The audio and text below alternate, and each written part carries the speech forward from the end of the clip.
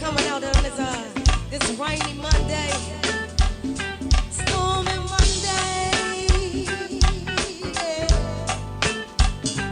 Rainy Monday. Yeah. Appropriate DC.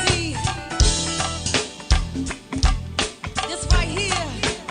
This is a song written by a DC native, y'all. And I just took it and put a little twist on it.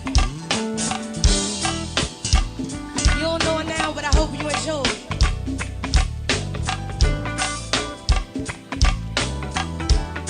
Come on, y'all. Pick out my afro. Put on my high heel shoes.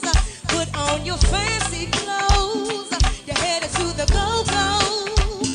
Forget about your 9 to 5. Leave all that stress behind. 'Cause baby, it's Monday night. I'm headed to the go-go. One whole day has passed. It's Monday at last. Call my crew, just a few, and they know exactly what to do.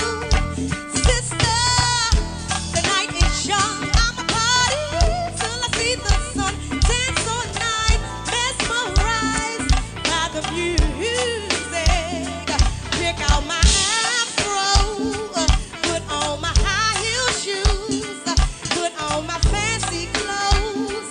I'm headed to the go-go. Forget about your 9 to 5. Leave all that stress behind. 'Cause baby, it's Monday night. I'm headed to the go-go. My girls are at the party. They sipping on Bacardi. The lines were long. They always on the side. Most of them have boyfriends, faking that they're single. To enjoy myself is the reason why I come. Come on, y'all. Pick out my afro. Put on my high heel shoes. Put on your fancy clothes. You're headed to the go-go. Forget about your 9 to 5. Leave all that stress behind. 'Cause baby, it's Monday night. I'm headed to the go-go. Ooh, that's my song. My body's moving to the dance floor. Partying on and on. Partying like we've never done before. It's plain to see. My body's moving to the beat and it's killing me. There's no place I'd rather be. Pick out my afro. Put on my high heel shoes. Put on your fancy clothes. I'm headed to the go-go. Forget about your 9 to 5. Leave all that stress behind. 'Cause baby, it's Monday night. I'm headed to the go-go. Come on, y'all. Pick out my afro. Put on my high heel shoes. Put on your fancy clothes. You're headed to the go-go. Forget about your 9 to 5. Leave all the stress behind. 'Cause baby, it's Monday night. I'm headed to the go-go. One more time, y'all. Pick out my afro. Put on my high heel shoes. Put on my fancy clothes. You're headed to the go-go. Forget about your 9 to 5. Leave all the stress behind. 'Cause baby, it's Monday night. I'm headed to the go-go. Yeah. It's really, it's really Monday night though, right? Yeah. Oh, yeah. Good to see all y'all this Monday night, y'all. Our old school call here. We got old school call here.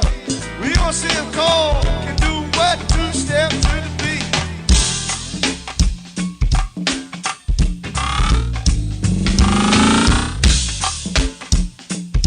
Let's see my cousin Lenny here. Yeah.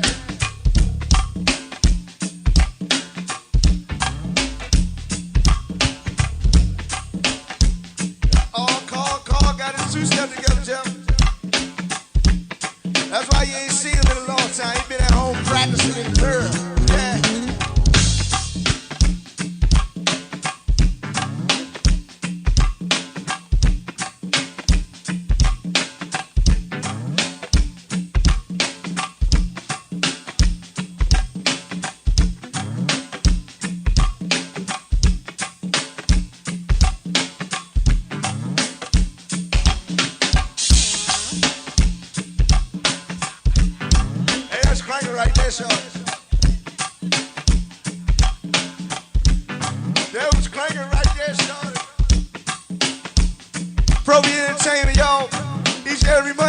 I hear a different sound. Yeah, finger, yeah, finger.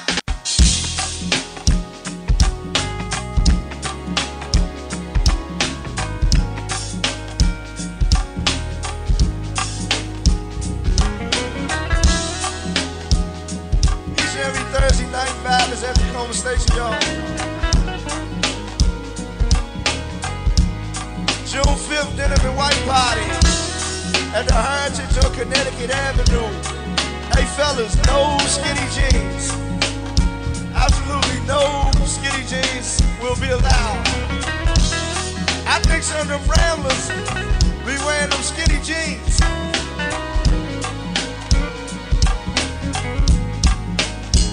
Can't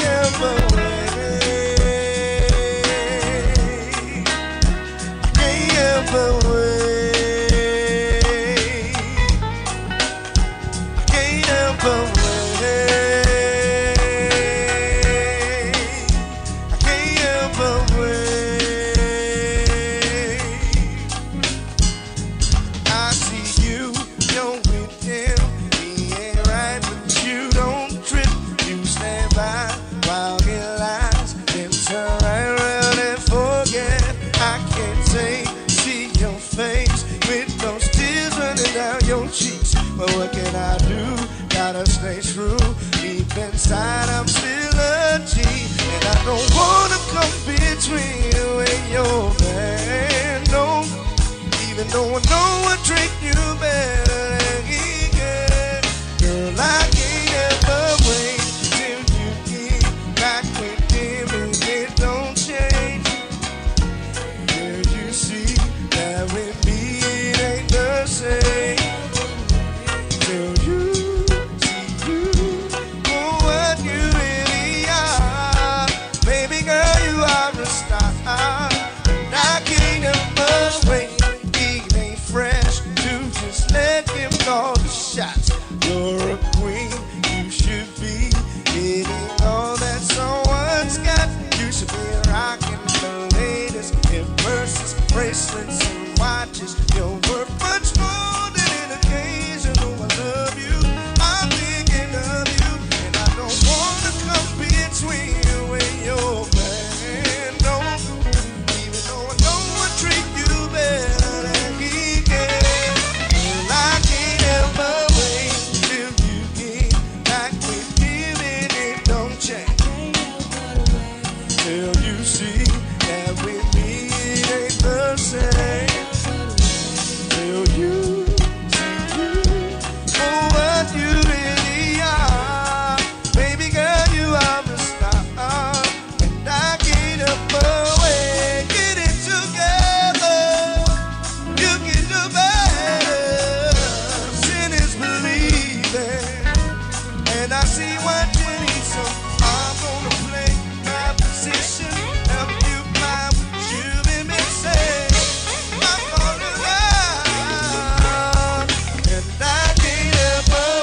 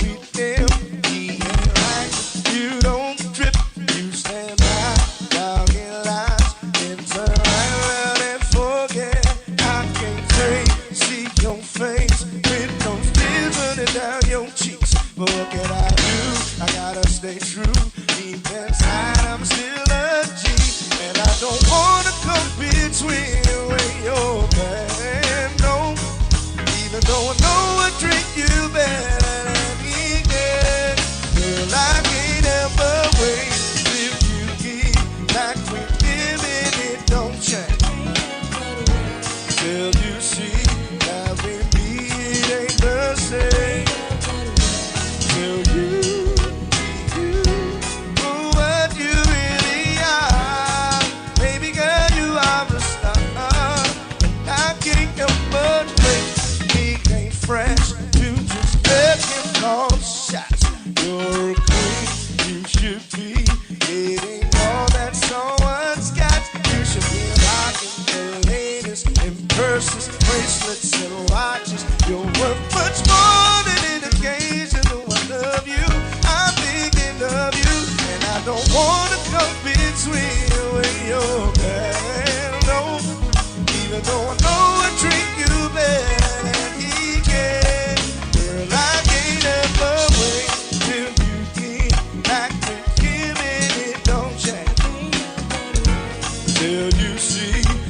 with me it ain't the same.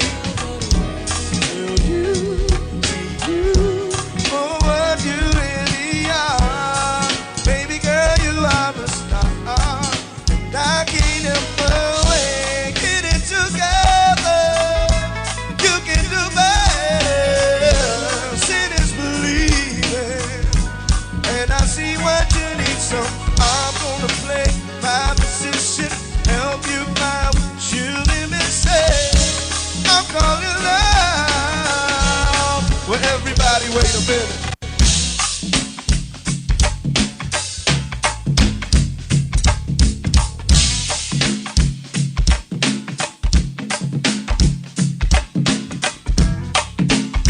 It's just a little groove time, y'all.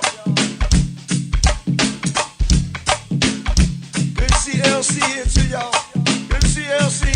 Yeah. Oh, party down. And let's party down. Yeah, well, let's party down. We gon' party down. We gon' party down. We gon' party down. Well, let's party down. Oh, party down. We gon' party down. We gon' party down. Down, down, into the south.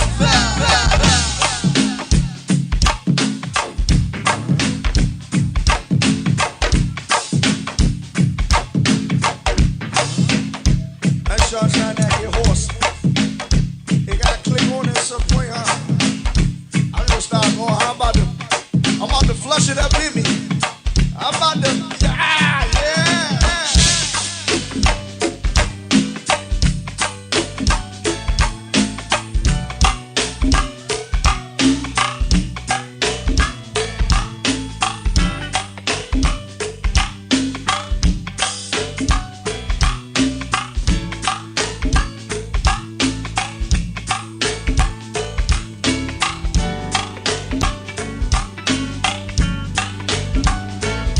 It's all on you.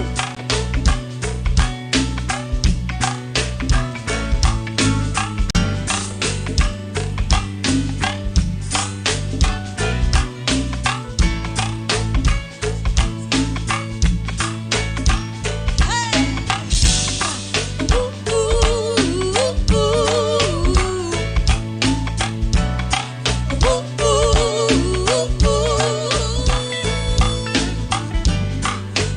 ooh.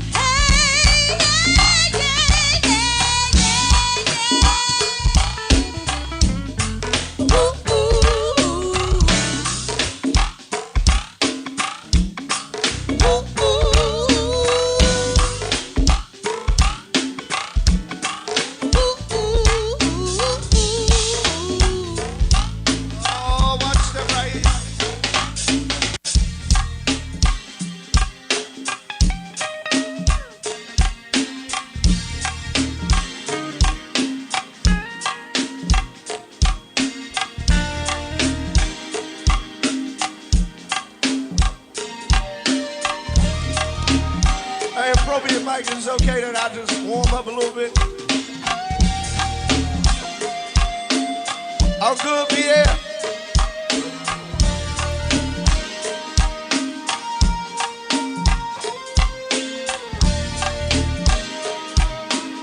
I'm ILC.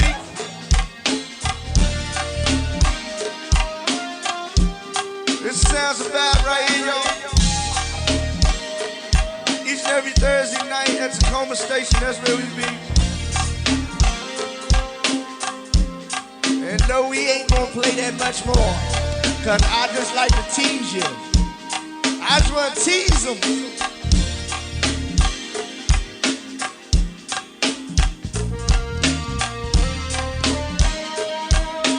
Welcome to your life. There's no turning back. Even while you sleep, they will find you working on your best behavior. Turn your back on Mother Nature. Everybody wants to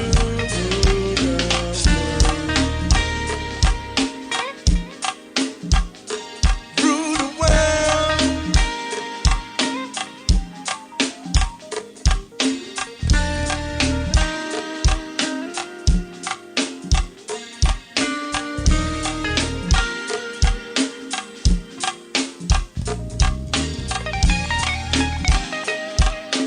It's my own desire.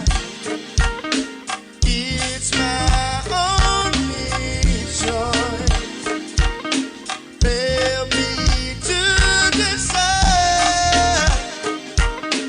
Help me make the most of freedom and of pleasure. Nothing ever lasts forever. Everybody wants to rule. It's a cruel world and I won't find you.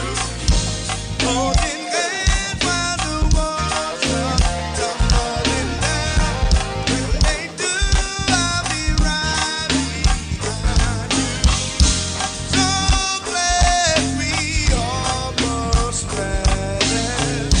So sad they had to fly. Everybody wants to rule the world.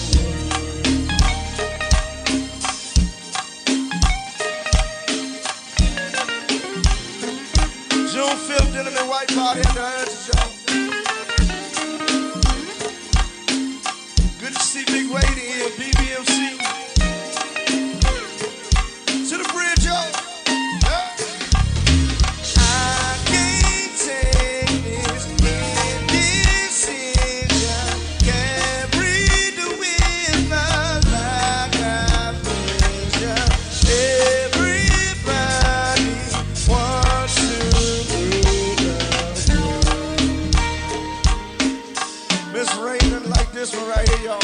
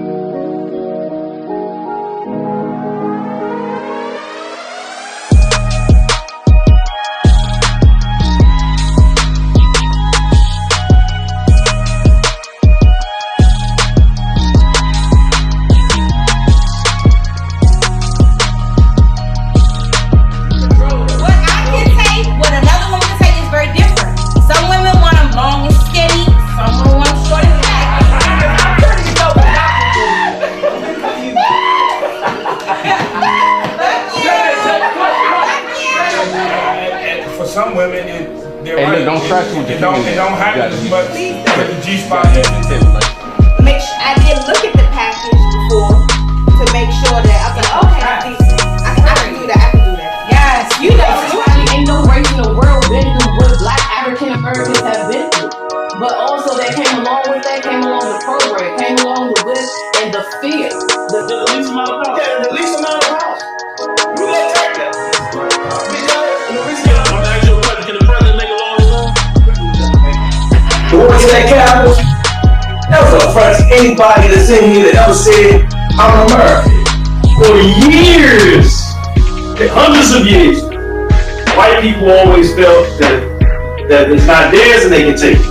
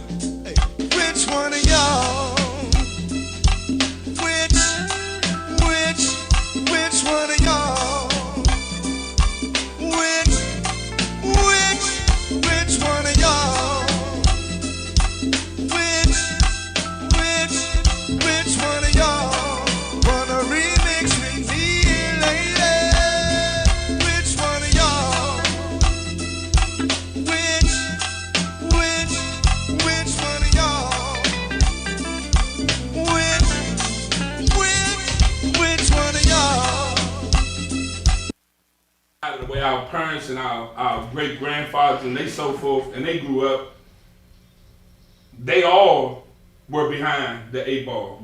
Hold on, Juice. Real quick. I had to, sorry about that, folks. We got to start back over because I still had the music going. Kind of running a one-man show here. But anyway, our topic tonight, sorry about that, Juice. Our topic tonight, is it a choice or is it a system? And Juice is going to open things up so you'll know what we talk about as you listen when we talk about choices and when we talk about system. Juice kind of feels that, things that happen are based off of choice. I kind of feel a little bit that way, but I'm saying there's a system in place. And as we go through it, you will hear. So Juice, we are up live. Tell us about the choice. As I was stating before, I feel like us as people, we get caught up in being handicapped and blaming the system for a lot of stuff that we go through. And I personally would say, like with all of us, the way we were brought up, the way we were raised, I feel like a lot of stuff that we're going through, like or our youth are going through, it's like personal choice, because like we've always been dealt a bad hand. Meaning the black youth in our urban communities, we've always been dealt a bad hand. Like if we talk about our grandfathers and our great grandfathers and the people who paved the way for us to even be here at this moment, they've always had to do more with less. We've never been on an even playing field. It's not saying that we don't want to get there, but we can't keep on letting that be the reason that things don't go on. Oh, we don't have the same playing field as our white counterpart or anything like that. Like, listen, I get it. I'm not saying that isn't true. But I'm saying I don't want that to be the handicap on why you can't get out the hood or why you can't do things better. And I get it. The media portrays, like the media portrays violence more. So like good stuff don't sell. For every kid that's doing wrong, there's probably a kid that's doing great things out there. That's got a scholarship. But I feel like it's up to us, meaning us as our own people, to police our own social medias and find ways to show kids that there are guys who made it out of the community, out of the hood, that are doing good. You know what I mean? So I just feel like it's more choice. Like it's a lot of kids, you have a choice to make. You know what I'm saying? We as adults, we have a choice to go to work in the morning. We like everything for us, to me, is about choice. Oh my God, ladies and gentlemen, we got Pumpkin back in the building. Pumpkin is back in the building, and we know that Pumpkin feels definitely high on these type of topics right here, ladies and gentlemen. So my question to you is, you made a very compelling point about making choices. But do you feel that the choices are a result of the system that's in place? Because if it was an even playing field, would some of the choices that we have to make because of the circumstances be made? Well, again, I'm gonna go back to, we keep using the word if the tables were even, if they were level. But listen, it is a fact. But the other fact, because studies show we've never had an even playing field. So listen, now we're adults, but at one time we were youth. We were youth. We were the kids running through the neighborhood that the old people didn't want to see. Oh my God, look at him. Oh, Rodney, he's so bad. If his father knew what he was doing right now. But guess what? At some point in time, we chose a different route. So, Juice, a question from the chat. Does the system influence choice? It doesn't have to. I think. It doesn't, though. We let it. How? We let it. Because we handicap ourselves by saying everything is blamed on the system. So if for most of us, we're some of the hardest working people, meaning we're some of the hardest working people. We can do so much. Like we're talking about planting crops, you name it. Mm-hmm. It was nothing that we couldn't do. We talking about steel mills. Listen, everything that our counterparts done, we've done. But back then, we didn't complain about. Listen, racism is bad now, right? To me, racism is not bad. Racism is just shown on the forefront. But it was worse. To me, it was from what I see. Yeah, it was worse before I was born.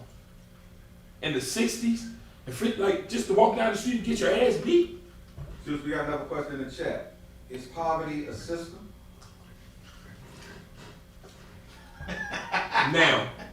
Now. That's Big Tony on the way. Big Tony's on the way. I get it. I didn't make him have this talk. Is poverty a system? It's part of. Now, this is what I'm gonna say. The result. But the result of the system is we allow it. We allow ourselves to stay in the hood. Like we don't listen. I get it. Listen, the hood, they raise the prices up in other areas so we can't move there. But you know what that's for? That's just like when you become an adult. They ask you. I used to have the joke.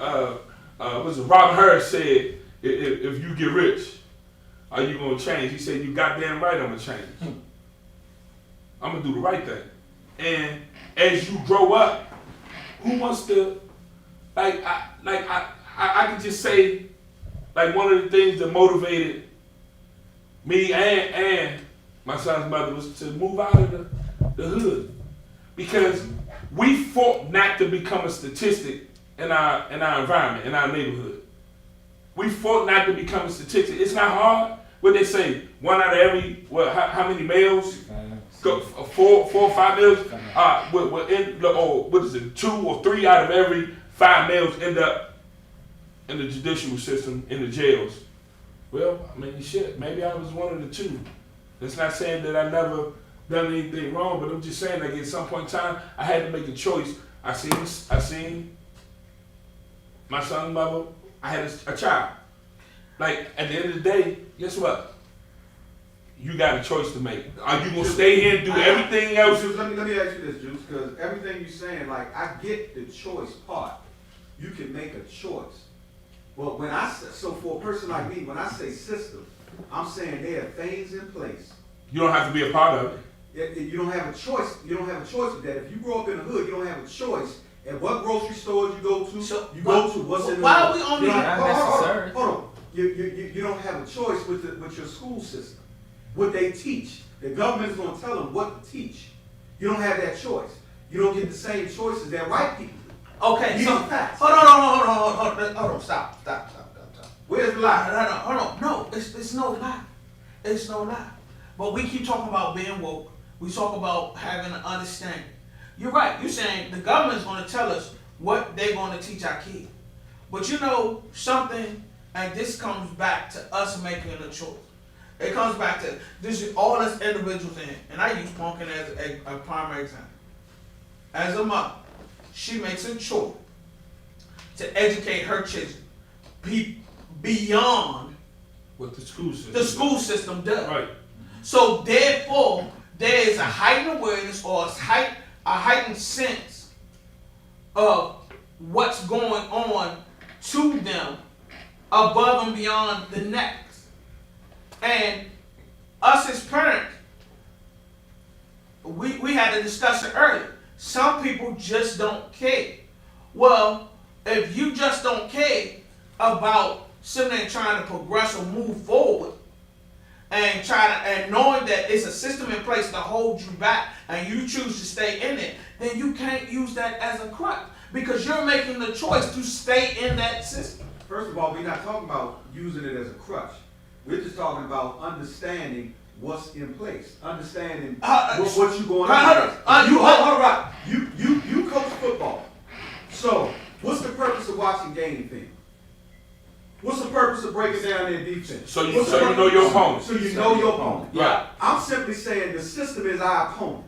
And we have to know our opponent. Okay, so I give you one. No, because let me answer your question. So you're right. It's the purpose to know your opponent. But once I know my opponent, my game plan is what?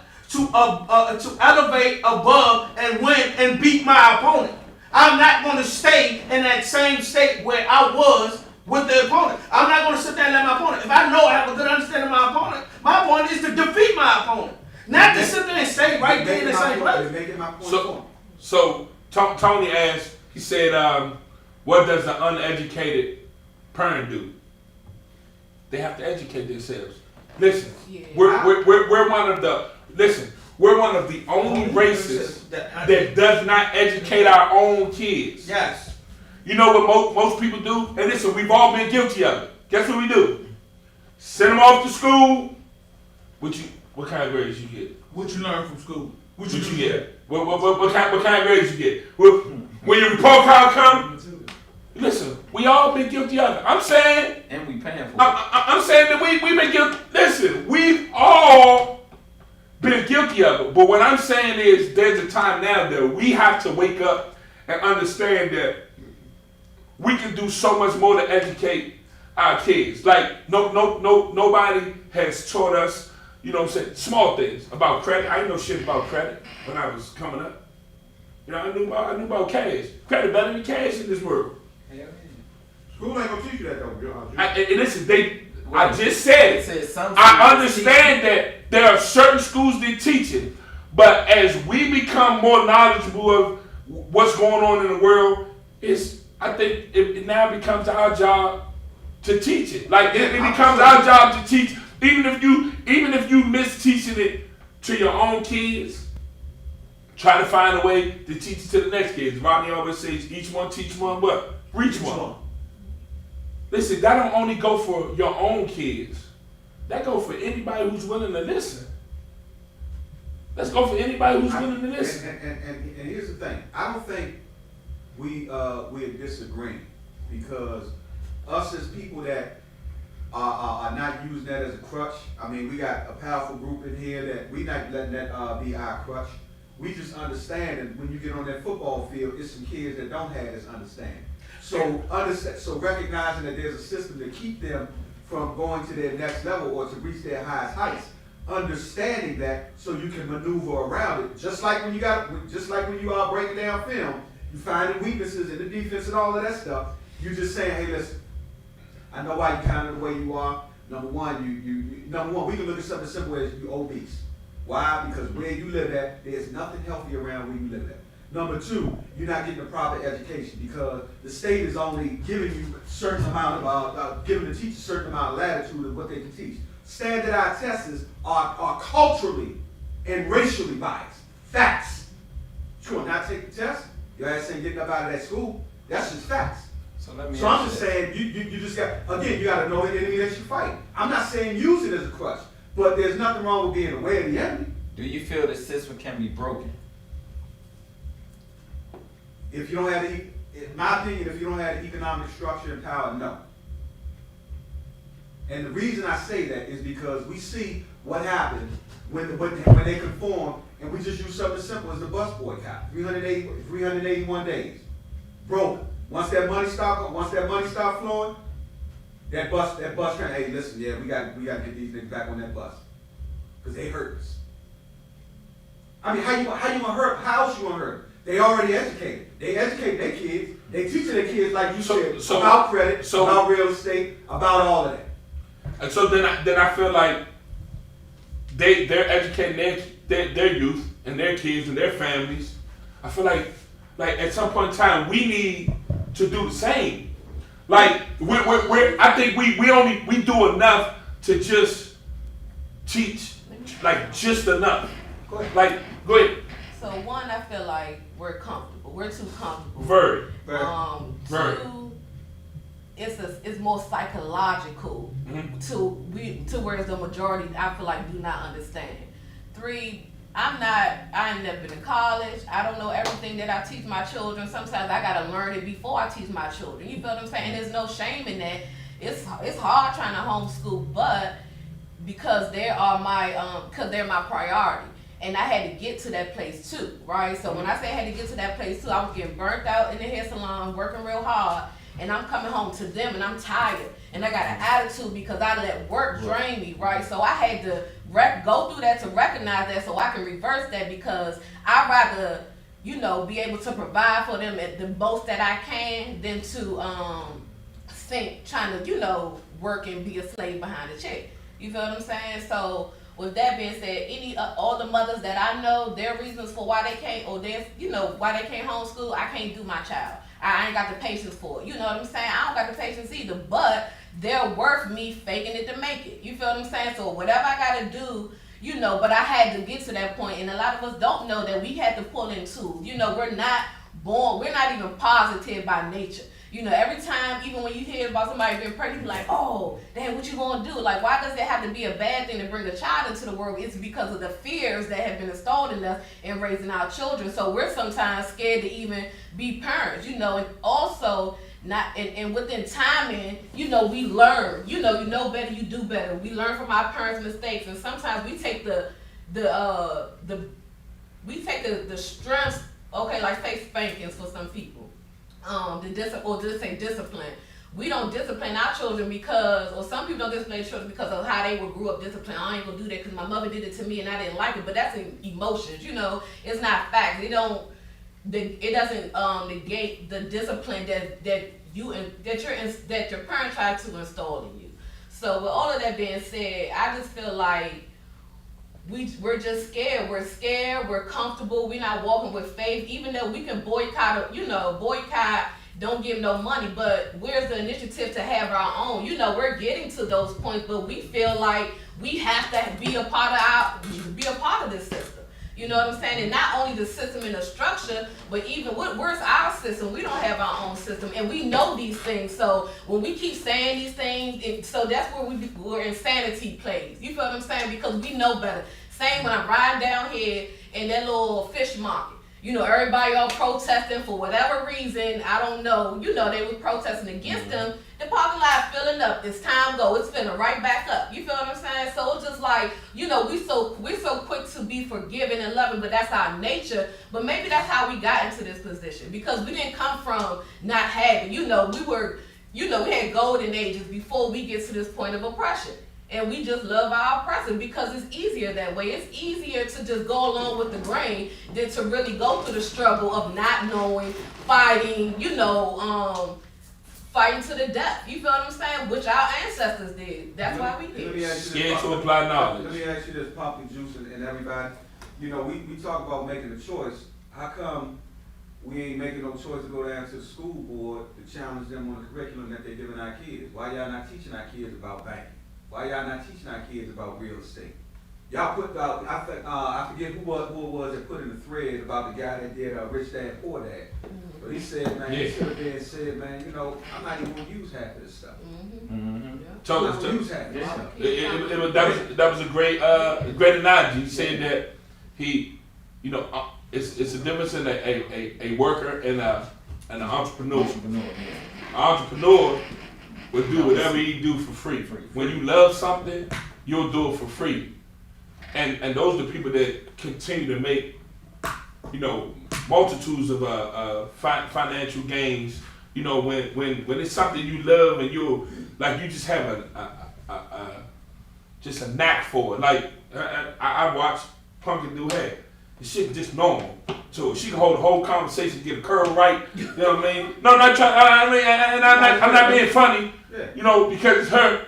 I said this weekend we are on the chat, and our own Day sent us a media clip, and I'm being honest with you, chat.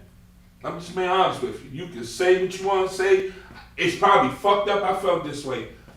I was like, yo, that's Day-Day's work. I came right back and said, that shit's fire. But when you look at them, guess what? Because you judge every book by its cover? Absolutely. Hell no, not one of us in here thought that he had that kind of work. I'm talking about the shit it went from a shadow to a dude in the suit to a tie, and the next thing you know, he had it all playing. I'm just sitting there like, I ain't even comment on that shit. You know what? I had to, because I give him such a hard time, man. Every time we text, I didn't have to comment. You got shit. That's part of the system. That's it. The part of I'm guilty. I'm part of the system. But nevertheless, but for every Day, let's be honest now. For every Day, we go back to one of the first podcasts we had. There's another young black dude that's trying to get over, giving you bullshit work, make it bad for who? Somebody like Day who grinded. And guess what you end up doing? You end up going to what's comfortable, because we all are guilty of it. That's the way but it's your comfort zone. So we may say we don't have the money to waste. We don't really go into business together. When you look at big companies and you see it's a person that's the face, but they probably got a whole board that's behind them that everybody put their money in. Let me ask you a question. We don't do it together. Hold on, I understand we don't do it together, but we sit there and say that. To me, that translates to pride. We are prideful people that are scared to fail. We're prideful now. No, we've been prideful for years. But no, because see, I go back to we've been prideful for years. Pastor Barrow said something. Keep back. Well, this is my guy. He said something one day that it resonated with me, and it made me think about our black families, and it'll probably make you all think about the same thing. He said, back in our great-great-grandmother in them days, they had houses too, 5-bedroom, 4-bedroom houses, but the rooms weren't empty. You never had, what they say, Big Mama? Big Mama house, Big Mama? Now, Grandpa was he ran it. Grandma voice everything that. Cause Grandpa said when Grandpa spoke, you shut the fuck up. It is. But we don't have that no more. You didn't have an empty house. Nobody was putting their kids out. Like we had less, but I felt like we were richer. We're more economically sound now than we were back then, but we feel like we're poor. Because that's all we complain about is the system. Back then, they found the way. We got a 5-bedroom house. Guess what? You got people who got furniture in their house that can't nobody sit on. We got rooms that can't nobody go in. That ain't happening back in Big Mama house. That's not happening in other countries. You know, like other countries not like that. You got the children. They be living in the same house, big houses. Until they get it. You save. I understand, but that's why I say as far as pride. Our pride is that now that I've come to a certain state, or I look at it. We sit there and talk about people. One of the reasons why Big Mama kept people in there is Big Mama was always teaching. Grandpa was always teaching. Teaching something. There was always a flow of information. There was always a flow of always empowering everybody in that household who came across that threshold to be better. You weren't scared to talk to Big Mama and Grandpa. Huh? You weren't scared to talk to Big Mama. No. There ain't no Big Mamas though. You right, Big Mama. You got your mama. And see, we keep going back to what we don't have. We don't appreciate what we do have. And if you ain't got a mom, you got an auntie, you got a neighbor, you got somebody. I got people that sit in my chair. They got children that come They different now. Yeah, indeed they different. 30, but I'm saying from they us. 36 years and old. And indeed, Lack but of knowledge. I'm 35. But different. listen. So my thing is, I feel like you need to be hungry for the knowledge. So the first thing we have to do is change the mindset of our people. Listen. I'm with the running down to the courthouse or, trying to change rules, and I get all that. But let's change our mindset first. Let's change our mindset first so when we go down there, when things get a little hectic, because it ain't going to be easy when you get down there to try and change the law. Yeah. It ain't going to be easy. Yeah. But guess what happens? What they say? People that live by faith, if you live by in the church with a gun and said, everybody who believe they going to heaven, you stay your ass right here. If you ain't with it, get out. How many? You think that church gonna still be full? Do you think the church still gonna be full? Man, I'm gonna be in it. Most people gonna take off and run, right? Seriously, if somebody give you the opportunity to run, because it's not much we believe in. So, Jude, somebody gonna say it.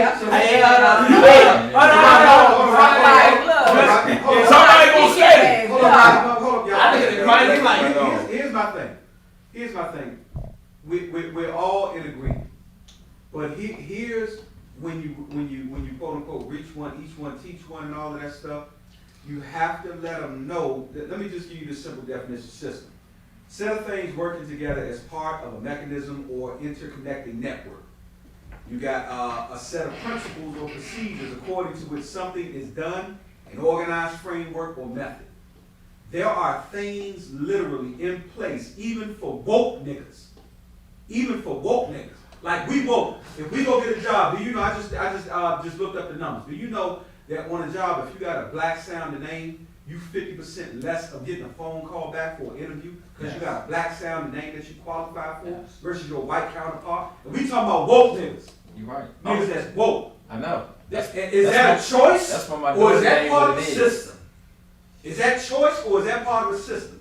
All I'm saying is this right here. When you reach one and teach one, just like breaking down film, you gotta let them know the tendencies. You gotta let them know what to look for. But in addition, here you go. You got a choice to do your job. Hey! Because I just let you know the tendencies and all of that shit. So you have a choice or not to listen to what we just went over. Because here's their system right here. It's plain out, flat out. That's just what it boils down to. That's just what it boils down to. You gotta understand the system. And I'm just saying, that's just white privilege. Is that a choice or is that part of the system? So do you feel there's two systems in place? No, I just read you what So the it's definition just is. one system. No. So I get it. It's more to me. It's more than one system because we're not the only oppressed people though. So Stop acting like I'm only gonna speak on my people. Fuck them. But see, that's the bottom of the problem. I gotta focus on home. Listen, I gotta focus on home before I can try to do something else. Right. So guess what? So it goes back to exactly what I just said. Let's clean our own shit up before we run down. Listen. So I'm gonna say it like this. Right now, we having this whole our community is flooded by police killing our young black youth. I disagree. Well, no. Listen, I'm just saying. Well, you say I'm saying it's flooded on social media. If something happens when a police officer does something to that's the first thing that hit mainstream. It mainstream, and then it goes on. Then everybody's protesting. What's the effects behind that though? Like, what do that do to the psyche if you keep saying the same thing over and over and over? So listen, it does. So what about the same psyche when kids know that I can't even really go past this neighborhood because like everybody in this neighborhood beefing it, and so all I'm saying is like I want us to clean up us.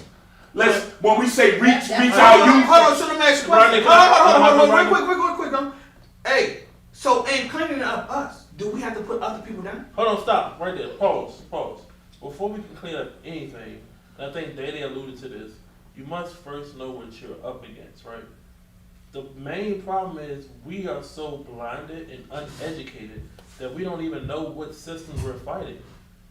Is it the education system you're trying to beat? Is it the poverty system you're trying to beat? Is it the money system you're trying to beat? Because you got to figure out which one you're going to attack and take the snowball effect. But see, the problem is they try because we're uneducated about the system, right? You said it's a system, right, Benny? We're trying to fight them all. But where common sense fit in? So this, see, the one thing about common sense, it ain't so common. And indeed, it's not, but common sense is your common sense. Like, it's what, if it don't feel right, it ain't right. You know, we keep educated. But listen though. I mean, I'm not saying that we are educated. We are uneducated. So what's the number one feeling or emotion that drives a human choice? Fear. So every system that is used to control someone is derived of what? Fear. So the systems are designed to make you listen. And this is I can go real deep with this. The systems are strategically, you can take it all the way back to slavery or prehistoric slavery. It's designed to make you fear something, and once you fear it, they then make you comfortable enough to where I thought the number one instinct was survive. No, that's your natural. That's fight or flight. I'm talking when you're trying to control someone, you find out what their fear is. What they're scared of. All right. I give you a prime example. Okay. So back in our slave days, right? If you tried to run, they would cut your feet off. But so how did they cut your feet off? Did they take you in the shade and do it in the dark? Or they do it in front of everybody? They did it in front of everybody. So because here's what's happening. If I watch you get your foot cut off and you scream from the pain, and I watch your foot just roll tumbling down, I'm less likely to try to run because I don't want that same trauma. But now watch this, watch this. On that same point, once you start killing slaves, now you're economically hurt. So now you got Willie Lynch. Yep. Say, hold on. Let me tell you how to break a slave. Okay. Let me tell you how to break a slave. Let me give Tony a little bit more than I give Juice. Mm-hmm. Let me give Tay Lightskin, let me bring him in the house. That's where you got house niggas from. That's where you get house niggas from. Yeah, so let me bring him in the house. Because they weren't all like, don't get it twisted, all house niggas weren't light skinned. No. So the house nigga was the nigga who was gonna comply and go against what the people in the field was doing. You was gonna be that rat, that snitch. That was the house nigga. That's you though. Because someone was dark. So now he can cop. So now to act on one of your strongest slaves, just to make a point. You can't keep doing that because you're hurting them financially. Yeah. So you ask the question, How can we hurt them? You gotta hurt them economically. Put 'em in this Because they got a lot more education because they tell us what to teach. What not, let me take it back. They tell us what not to teach. Till you put the video up. The white dude told yourself. Yeah. White dude. They asked him, man, are you scared to tell this information? Why are you telling this information? I'm not gonna use history. Christopher Columbus. I don't use none of that shit, none of that audio visual work in my business. I don't use none of that shit. So even with the push to teach Black history, right? And we had this conversation at work the other day. So it ain't Black history that I want you to teach. I want you to teach history. Yeah. Even when they teach Black history, they teach the watered down history. Yeah. Even when they teach Martin Luther King, if you really look at his speech in depth, they pick and choose what they want to tell you. Yeah, they pick and choose, yeah. If you really talk about it, you very rarely when you walk in the school hear them talk about the Black Panthers or Malcolm X. No. They don't teach you about the rebels. No. They teach you about the shit that make them look good, or better yet, make you feel good. Yeah.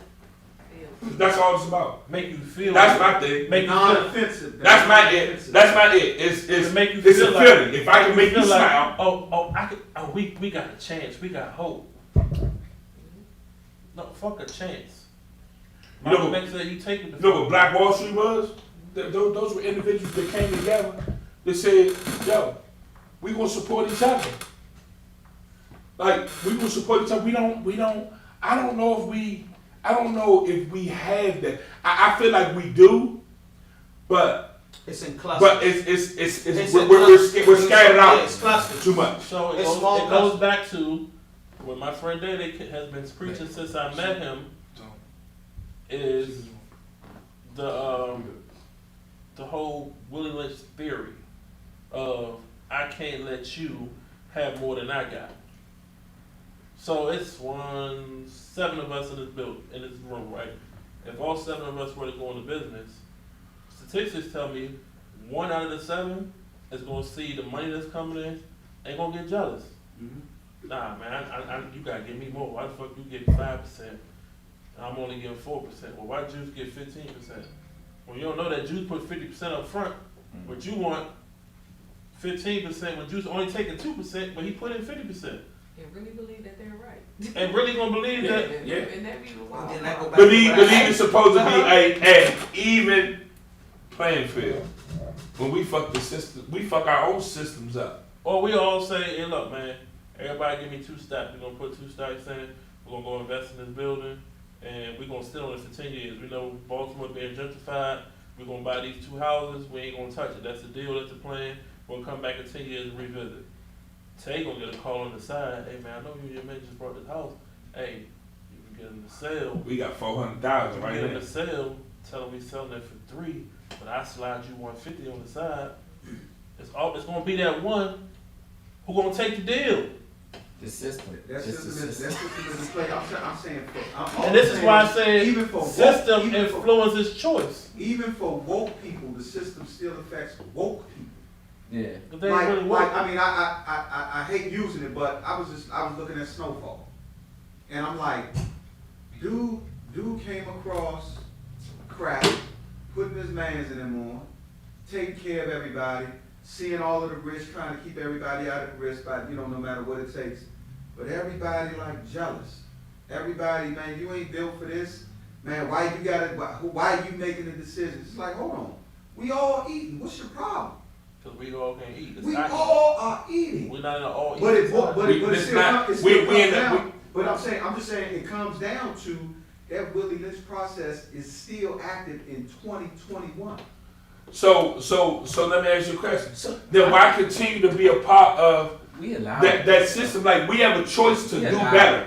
We have a choice to do better. So when I say choice, listen, I understand that the systems are in place to keep us from prospering, you know what I'm saying, through life. You know what I'm saying? So we find a way. Here's what we started to do. We started to find a way and go, okay, well, they say you gotta have a college education to do most of these things that's going on. Back in the days, I don't think none of our great grandfathers and so they had college education, they were workers, right? They found a way to do it. What they didn't know, they educated themselves. Even the ones who did have it were still workers. They were working. So now and today, how we try to conform to the system is we try and save to put our kids through college. Then guess what they do? They raise college prices up. And then the kids Right. don't do shit in college. Well, And then can I tell you now you have we go back to we talking about disciplining your kids.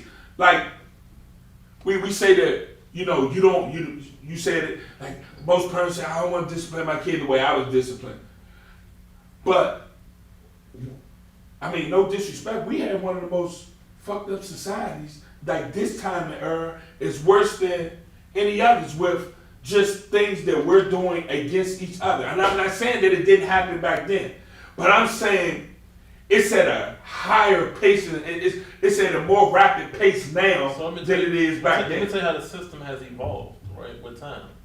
The system has evolved to the point that it has now taught our youth, the millennials, Gen Xers, that you don't gotta work for nothing. You don't gotta respect the process because you can have it right now. Yeah, you go and you get a YouTube page. It's called entitlement. Entitlement. So look, so why would I take the day route and bust my ass, wake up 6 o'clock in the morning, go to work, sit on the phone with clients, sit up all night editing. He got a nice 5-bedroom house, drive a nice car, got money in the bank. But shit, I can go out here and move 2 bricks and get that in 2 hours. They're not taking the risk reward. They just taking the reward. The system has influenced their choice. Because you're right, it is a choice. I got a choice. I can work 12, 15 hours a day. Or I can go make this lick real quick and probably come up with more money than him. And I'm riding the same ride he riding. I got the quote unquote the newest kicks and fresh out here. Their choice. But this system influenced that choice. So you know what else I find, intriguing, man, is that I wonder how much of a part that it plays that I found out a while ago that either the last 2 or the last number of your social security tells what color you are. Yep. And I wonder how much that plays into certain things like bank loans. It does. So I wasn't gonna get into that, but it does. That's how poverty started. Yeah. Poverty itself, that's how poverty started. It was designed so that the bankers knew who was applying for loans, and they pushed you in a certain section of the city. That's the first 3. And they put you. That's the first 3. And you didn't have a choice. Your first 3 of your social security tells what area. Your last 2 tells your color. Yes. So the poverty is by design. We're gonna put you all in these neighborhoods. We're only gonna put certain stores. We're only gonna give you access to certain food. Go ahead, keep going. We're gonna give you access to certain education. And this is your system, and this is your environment. This is where you must live, right? So then, okay, we got slick, right? We started getting educated. We started finding ways to get money. We started moving out the hood. The problem is everybody ain't like me. Everybody don't get an education to go back and teach in the hood. Mm-hmm. They get their education and they go elsewhere. They leave the hood. Now, if more people started working through the system and going back and teaching everybody else how to get through the system, then we bring in somebody else with us. But we get it, and now we too good. Each one. And I can't even say it's everybody's me too good, because I often hear sometimes too, oh, what you doing around here? You don't got no business around here. Like, oh, I'm too good to hang in the hood. It's crazy. I got off work late. I ain't had time to change yesterday. I walk in the weight room. Kids look at me, was like, "You a principal with ones on?" Like, I can't wear ones because I'm a principal. Why you take offense to that? No, why is that their mindset? Don't matter.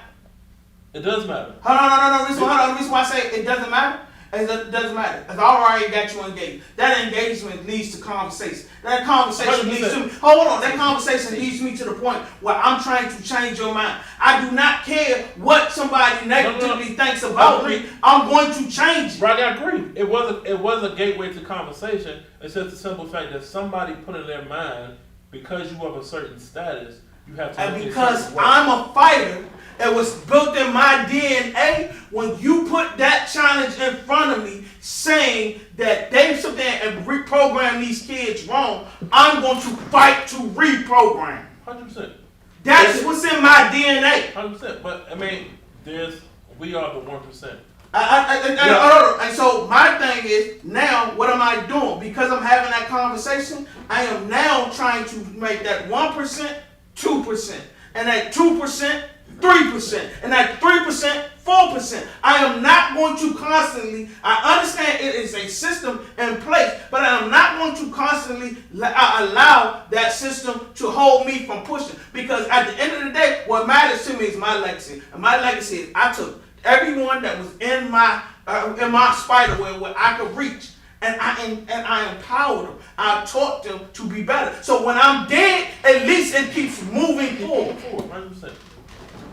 And what the other thing, just to add to what you're saying, Rodney, I mean, it definitely could have been an opportunity to engage. You know, principal with Jays, that definitely could have been an opportunity to say, you know, hey, well, yeah, you know, I mean, I ain't old as y'all think, man. I just work hard, man, and, you know, this is what I like.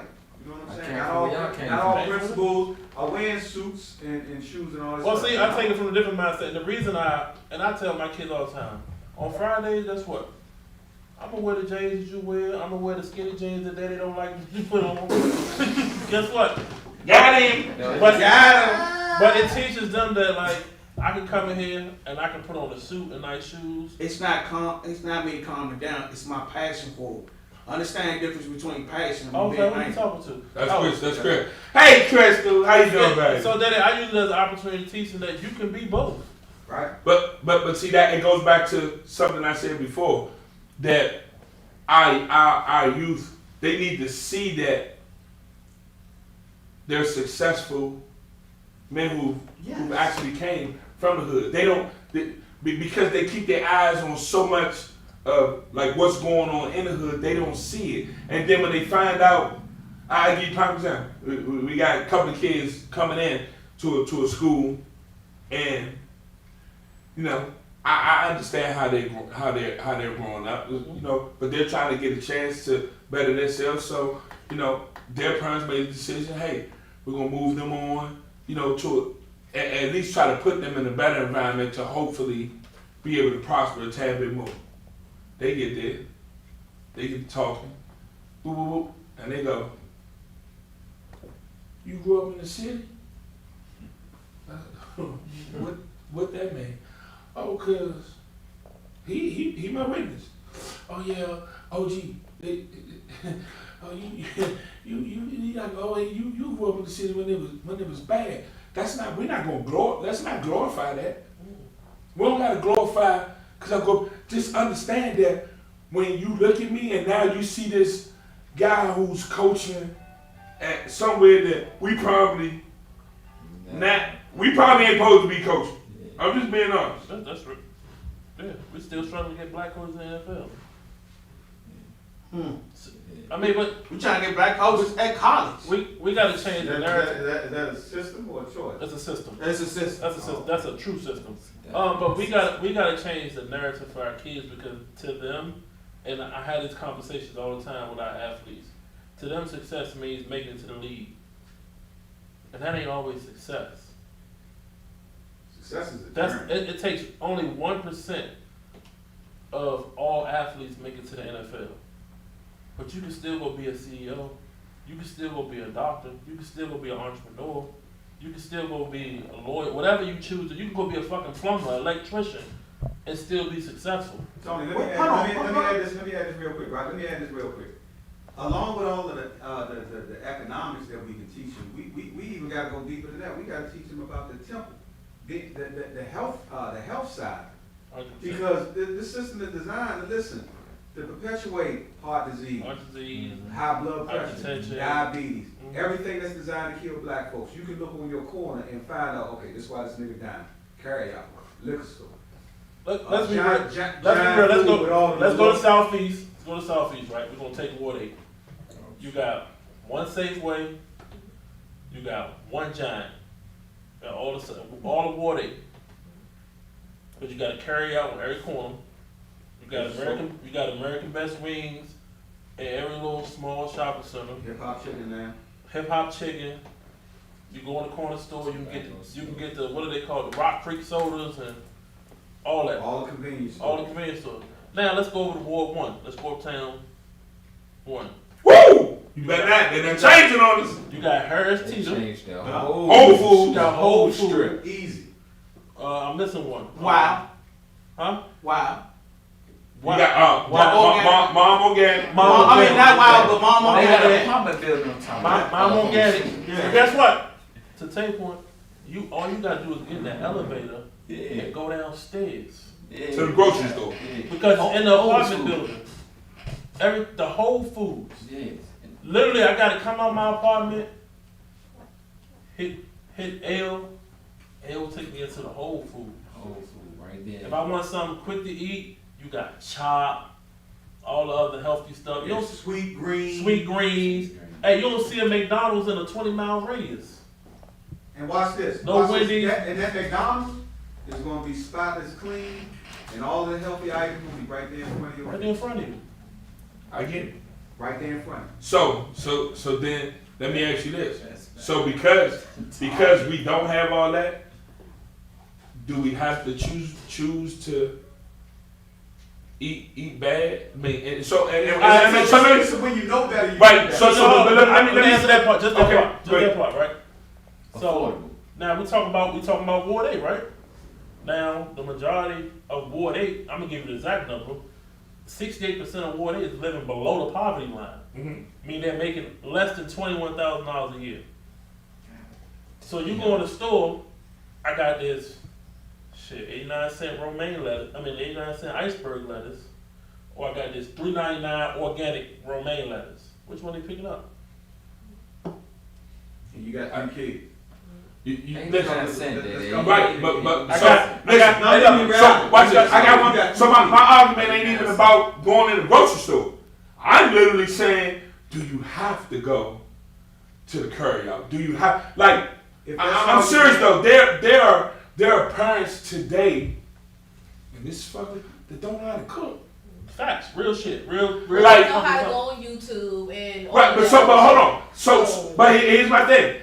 So that I agree with you with, right? So back in the days, no. I get one for you. Like, here's what we know. I at least know 3 of us in here love to cook. Guess what? Back in the days, you had a cookbook, right? You had to go get grandma a cookbook and then no. But I'm just saying, grandma and might, but they always left something out the cookbook. And that's the thing she whispered to you, man. You got to sprinkle 2 teaspoons of nutmeg in there. Grandma, don't say nutmeg on here. Just put the nutmeg. Just put the nutmeg in there. Because everybody wondering why they stuff don't come out like grandma, but here he come in there just like grandma's. Guess what? All I'm saying is now, for you not to know how to cook and feed yourself healthy, it's ignorance. Because you can go on YouTube and watch the last 2 fights of people jumping each other in high school, but you won't. You can go on YouTube and go how to make spaghetti, how to make a steak, how to make salmon. Hold on. And it is salmon. It's not salmon. It's salmon. Hold on. You can say how to make salmon, and then you can add just one word: how to make healthy salmon. So now I'm gonna get you there. Let's go back to Ward 8, right to the grocery store. So you go to the grocery store in Ward 8, you got farm-raised, artificially colored salmon. Now I go across to the Whole Foods. I got fresh caught wild salmon, wild pink salmon, organic. It even flakes different when you cook it. Yeah. It even flakes When different you tap it with the fork, that thing fall apart. Hey now with the seasoning. But Tony, to your point, these Hold on, are we're not. Hold on. And I'm not saying like, okay, I But get they'll even- what so it but- sound like, but I'm offended. You know, like I'm offended when if I wake up and I realize, like, dang, every grocery store around me is, you know, it's toxic. You feel what I'm saying? And I remember being a child, people saying, we going out to where the white people malls and we going out to the white people mall. We are cool with that. You understand what I'm saying? So once again, we keep falling into the trap of trying to fit in. What is wrong with creating your own lane?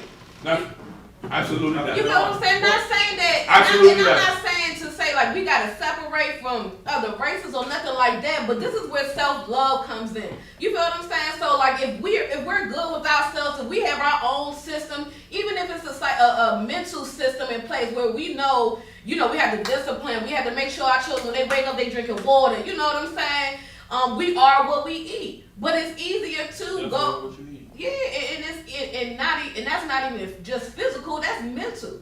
You know, and I guess my thing is we're just so mentally, you know, screwed up. Our screws are so loose to where as though how are we going to accomplish the physical realm if we can't even accomplish, you know, understand ourselves mentally? We can't. It's hard to discipline ourselves. And Pumpkin, to your point, and that's why I'm so adamant about bringing awareness to the system, because just off of the food, do you know how eating that fucked up food, what it does to your mind, what it does to your body and everything? You know what? Give it the kid. Parents has fought me tooth and nail. I do not allow children to eat hot Takis or hot Cheetos. You can't eat that shit in my building, because once you understand what red dye number 12 does to your brain, you would never allow it in your house again. That's real talk. Yeah, that's why that red fruit punch, I learned that a long time ago. Red dye, like if you watch your parents, look up dye red dye number 12. Once you figure out what it does to y'all, 80% of these kids who been diagnosed with ADHD, if you change their diet, it'll go away. Listen, I can attest to that because my daughter, we used to do the quick breakfast when she was young, send her to school, man, might get some waffles or get some cereal and send her on out. And then, we would get reports from the teacher, yeah, she was a little busy today and everything. And we trying to figure out, like, what the hell is going on? We don't have a bad daughter. Some kind of way, I think we got a piece of advice from a friend of ours. Like, hey, take the sugar out of breakfast and see if that helps and see if that changes. So we start sending our daughter to school with like some fruit or something like maybe a piece of toast and some turkey bacon and some fruit. And I'm talking about a complete 180. From bouncing all around the classroom. And then watch the story. Bouncing all around the classroom because they got a fucked up diet. Now they want to diagnose them, they just ADHD. No, change that fucking diet and see what happens. So when you change that diet, was that a choice? Absolutely. Absolutely a choice. Absolutely. So based off of you understanding. He got educated. But he got educated first. So that's what I'm saying. And once you got your education, to become educated, and you made a choice. But think about the parents that are not educated, they're still shopping. They got cell phones. I guess the other Hold on. So you say think about the other parent. So I'm educated, right? Absolutely. Did I go educate Pumpkin? I pause right there. Did I go educate Tony? Pause right there. Did I go educate you? No, we keep it. Rodney, pause right there. I'm gonna pause right there because there's levels to education. Because I can go in and we can have this seminar, talk to the parents about what you feed your kids, right? And they, again, before they go to the grocery store, okay, we ain't had doing the fried chicken no more, we're gonna get salmon, we're gonna get some vegetables, but it's the level of education. They don't know that, they think they're eating healthy, but they don't know that the salmon they're eating is artificial shit, right? They don't know that the vegetables that they feed their kids is full of pesticides. Mm-hmm. Because you just told them, hey, go get you some salmon, go get you some spinach, salted spinach. And they still got this budget though. That's what they know. So they see organic. Shit, they see price. $8.99. Price change your mind. Yeah. They see organic. Price change your mind. $8.99. Shit, for this organic bag of spinach. If I can get this giant brand. Or I can get that box of spinach, that prepackaged box of spinach and shit for 99 with no nutrients in it. No fucking nutrients. Yeah, and that's another thing too. We cooking our greens now. Yeah, this came from fucking cans. It's the levels of pork chop. He would have been fat back. So look, another thing we talk about education. Same thing you can watch on YouTube. It's how to grow a daggone plant. Hold on, Rodney. I message you all the time, right, about eating pork and all that. You wanna know why ancestors lived longer and they ate all the bullshit? At the end of the day, they raised their own pigs. They raised their own pigs. Right. That's it. They raised their own pigs. So all the extra stuff that was going into the pig, they wasn't getting it.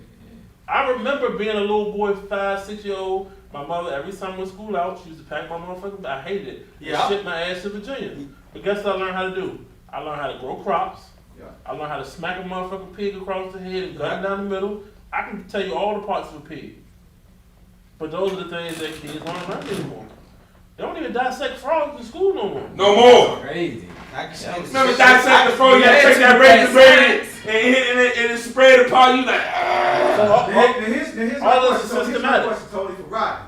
Since Rodney's so animated tonight, Yeah, very. when the last time you been down to the school board, Rodney, man, and find out why they not dissecting frogs? Actually, Man, hold on. The Actually, school hold on. Actually, or challenging the curriculum that goes on in school. hold on. Actually, I sit there and do it all the time. I sit there and pay attention to it because see, a lot of my friends and I talk to are educated. As a matter of fact, with advocate and stuff like that, my partner was the PTA president of Advocate Academy, and so of course, The PTA system.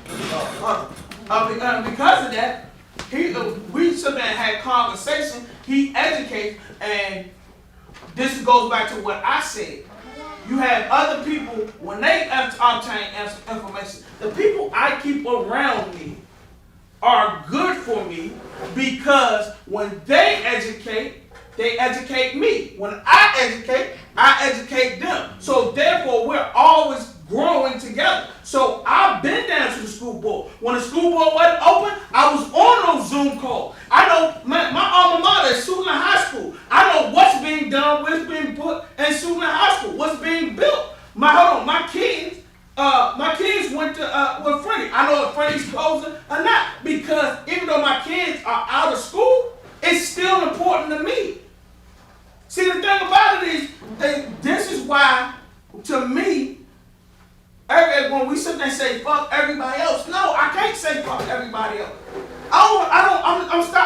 We always get so caught up on color saying we had to address our issues as black people. Yeah, I'm gonna address my issues as black people. I'm pro-black, but I'm not gonna say fuck you to keep advancing. I'm gonna say I'm gonna do what I have to do as being black to keep advancing. And if you're a part of it, jump on the bandwagon. If you're not a part of it, I'm gonna keep on moving. Essentially, you saying the same thing. You're just saying fuck you. I gotta take care of me without saying fuck you. No, I'm You not. gotta take care of yourself first. No, I'm not. What they tell you when you're in a plane? Gotta put your mask on first. You gotta put your mask on first, buddy. Hold help yourself before you help somebody else. Now, you say what they tell you is a plan. Now, what do you do? You got your child sitting next to you. What do you do? Do you sit there and put your child's mask on, or you put your mask on? You're about to pass out, man. You can't help your child. Hold on. You say you're about to pass out, but in that moment, what do you do with it? What this kicks in? Your kick in. What is your priority? My priority is, listen, if I should never live, if we don't make it through this Western land, he's going to be all right. She's going to be all right. Because now, to me, when I look at it right now, at my age right now, I done lived a good life. But what it's all about me now is my legacy, what's behind me. My kids, the kids around me. If I was to pass away today, I feel like I've done something. I've accomplished something because what? I constantly empower the people around me. So yes, I can understand that, and that's a choice I made. Yes, I know it's a system. I agree with everything y'all say as far as the system is. There is a system. Willie Lynch is true and believe, but I'm not going to sit there and allow it. If I'm going to be woke, I'm going to act woke. I'm not going to sit there and say, be woke, and then say, all right, fuck everybody else. I agree. To me, there's a. Hold on. I agree with everything Rodney is saying. I agree with everybody's points and all of that stuff. I'm still of the persuasion that I want to make sure that we're taken care of first, because there's things in place that should set out here to destroy us. And I keep, that's just Nobody says no kind, but that's just what it is, man. There are things in place to destroy black people. We named a few. Don't disagree. Hold on. Even woke black people, there are things in place to destroy woke black people. Mm-hmm. White privilege is real. Yes, it is. I just gave you a stat. 50%, man. You put your name on an application and it sound black, you short if you think you're gonna get a phone call back in some areas. So if your name sounds white, Brian, and you black, hey, that phone, you probably got a chance of that phone ringing. And we talk about woke people. That's real. So I'm saying I want to make sure home is good first, because that target has been on home's back more than any other culture, in my opinion. Because, and the reason I say that, Chinese come over here, they open up restaurants and everything. You know what the fuck they just passed? That Asian bill. The fuck they passed shit for black people. We had a black president in fucking office. They passed the fucking bill for Asians. Stop hate crimes on Asians, goddammit. And you want to tell me about not saying fuck everybody else? Kiss my ass. Kiss my ass. Where's the lie? Call number 2, you're on the line. Hey, it's a lie. Hey. Bada boom, bada bing. That's real. That's true. That's real talk. That's real talk, bro. I can't argue with that. That's real talk, bro. That is real talk. Well, this is why I tell, and people get mad at me for the things I say to our young black kids. We owe China too much money. I tell all my young black children, you're only as good to the white man for what you can do for him. And when you can no longer do nothing for him, you're no good to him. You need to understand that. As long as you're in this world, I don't give a fuck who he is. You only as good to him for what you can do for him. And when you can no longer do anything for him, guess what? He gonna find another you. And there's another you out here waiting to take your position. Yeah. Period. And we need to understand that, which is why, to your point there, that we gotta take care of us.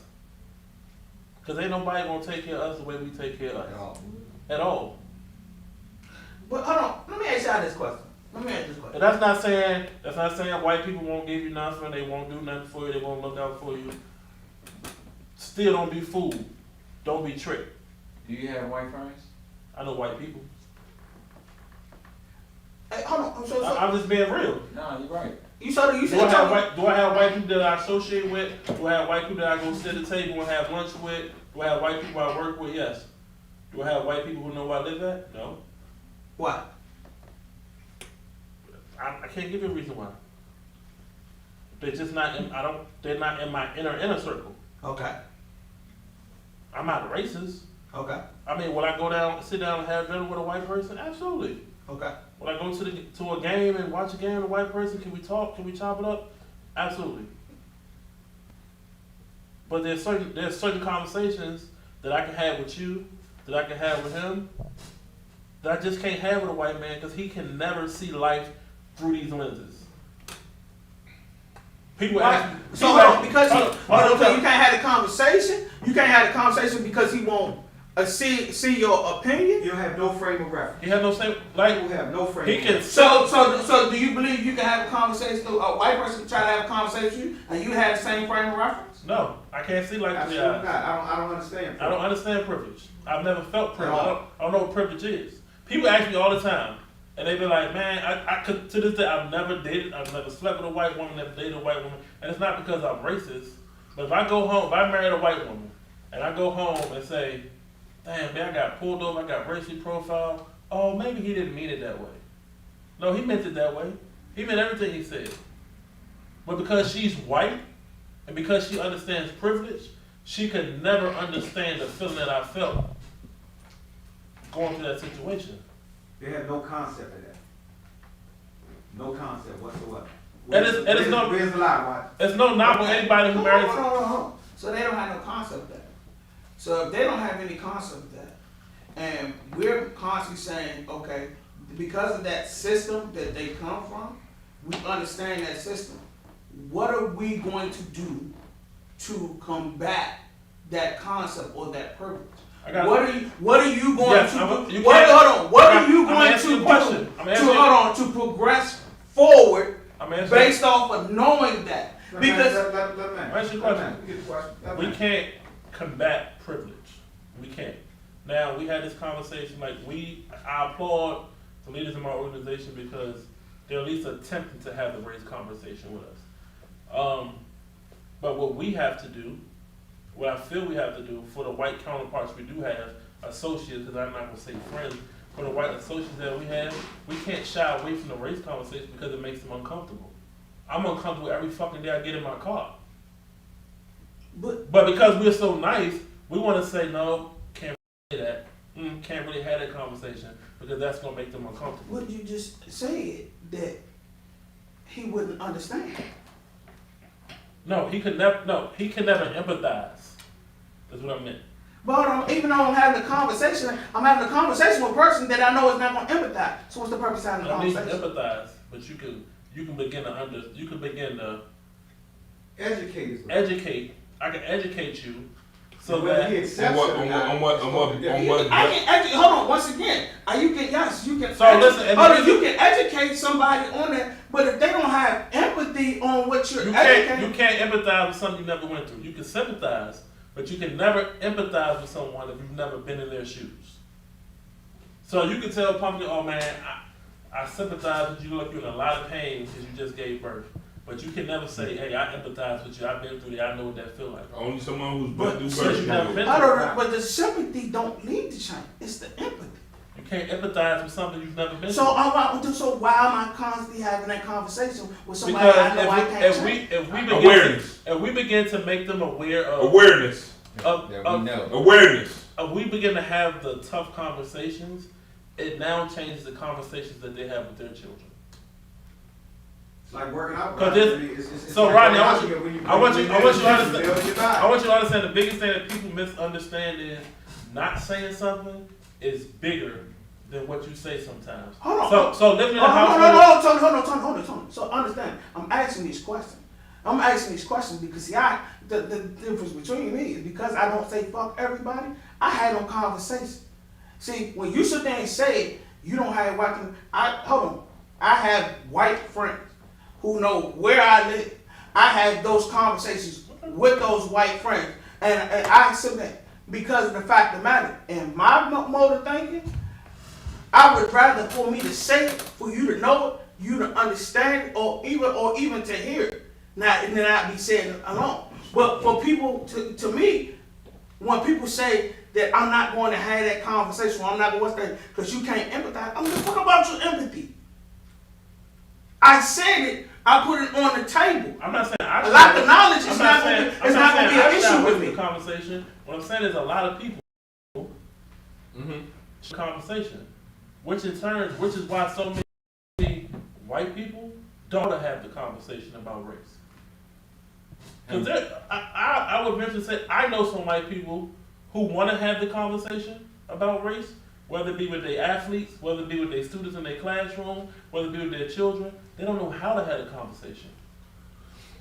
Like if you've never walked in those shoes, it is very hard for you to have a conversation with youth who are going through something, because youth, it's just the way our kids are today. They respect someone a tad bit more who's been where they've been, and who has removed themselves from the situation. But how do you do that? Hey Rodney, how many white men have to have a conversation with their kids and say, look, I just need you to get home tonight? They're not having that conversation. But I'm having that conversation with an 11-year-old who's asking me, can I start walking to school? Or can I start catching the train and bus to school? So I had to have that conversation with my daughter when I'm looking at the George Floyd trial. Daddy, what happened to him? I got to break this down that maybe he's a black man, and unfortunately, this is what happened, and this is what the officer did, and he died. Why? I got to answer both questions. It's 6 black men in this room. If you've never got tense when you heard sirens or seen blue lights in your rearview mirror, raise your hand. Sirens can go off right now when you want to put the tense up. I mean, I'm about to say, if the police, we're in the sirens ain't got to go. The lights. I got one for you. You know your seatbelt on. You know you're not speeding. But just the mere fact of like, damn, you tense up a little bit. It ain't because you're doing nothing wrong. It's because you know the climate in which we live in. That those blue lights can turn into those red lights of that white truck coming to put you in that black bag and carry you away. Hold on. Is that always the truth? It's not always, but it's happened too often. So is that the So fear now you factor? gonna protect Is it? that- So now you gonna defend it? Hold on, is that not the fear factor? No, I'm not. It's not a matter of defending it. Is it not that fear factor? Is that not that always putting us in fear that we that every interaction that we go. 100%. It is a. Hold on. Say it again, Bernie. It's becoming a reality. It's becoming a I was reality. just about to say that. So every interaction you have with the police officer becomes your reality. That you have with the police, those words, no. No. But is that becoming the norm now in society? Who's Yes. making it the norm? The police. The system. The system. Rodney. So what's your problem with understanding that? Hold on, Right? it's not my problem with understanding because I don't sit there. Police. Let me finish. No, I gotta give you that. I'm letting you finish, but I gotta give you this. Understand it. Let me finish. My problem is that I understand that. I not only understand it, I know how we live it. Y'all not only having a conversation. Y'all understand. Y'all know I had a conversation with Raggy every day. Every time my son walks out my door. Get back home. I had to make sure that every time my daughter walks out my door, you think I don't worry? I had a conversation. But a part of having a conversation is I have to empower my kids with solutions. I'm tired of always dealing with the problem or talking about the problem and not dealing with the solution. Hey, time out. We talking about solutions. Time out. Just a few weeks ago, black dude in the military driving. What was his solution? What did he do wrong? What was his solution? What was his way out? Hold. You want to talk about that? He should have just got out of the truck. No, it was fault on both sides. And I'm gonna tell you why I don't fault on both sides. Remember, I just said before we went stand, I've been sitting in class. I'm becoming an instructor, a certified instructor, a firearms instructor. So sitting as far as a certified firearms instructor, I'm sitting in a class teaching police officers de-escalation and everything else. Understand something? The police officers were wrong, but when they pulled them over, were they wrong for pulling them over? Never said that. No. Okay, so when they were wrong for pulling them over, understand something. When they pulled them over and they asked them to step out the vehicle, that is called a lawful order. Now pause. You gave some too easy. I got this. Please let me have this, Daddy. I got him. They did. And his response was, he was very fucking clear. I feel unsafe. Okay. You want to know what the officer's response was? It wasn't no de-escalating response. You should be the fucking words. Hold on. So you missed my whole point. My point, I said, it's part on both sides. Okay. Hold on, understand. It's his fault. Just because he said he felt unsafe does not mean the police officer has to stop doing his job. I never asked. What's his fucking job? Let's talk about it. What's his job? Tony, what is his job? What is his job? Please tell me what is his job. Please tell me what is his job. First one is to protect. Tony. Tony, Rodney, you gave something that was just too wide open. How about a fucking dude sitting in his house playing a fucking video game, and an officer of the law goes into the quote unquote wrong apartment? Is that your fucking manual that you teach, nigga? Quiet the fuck That's up.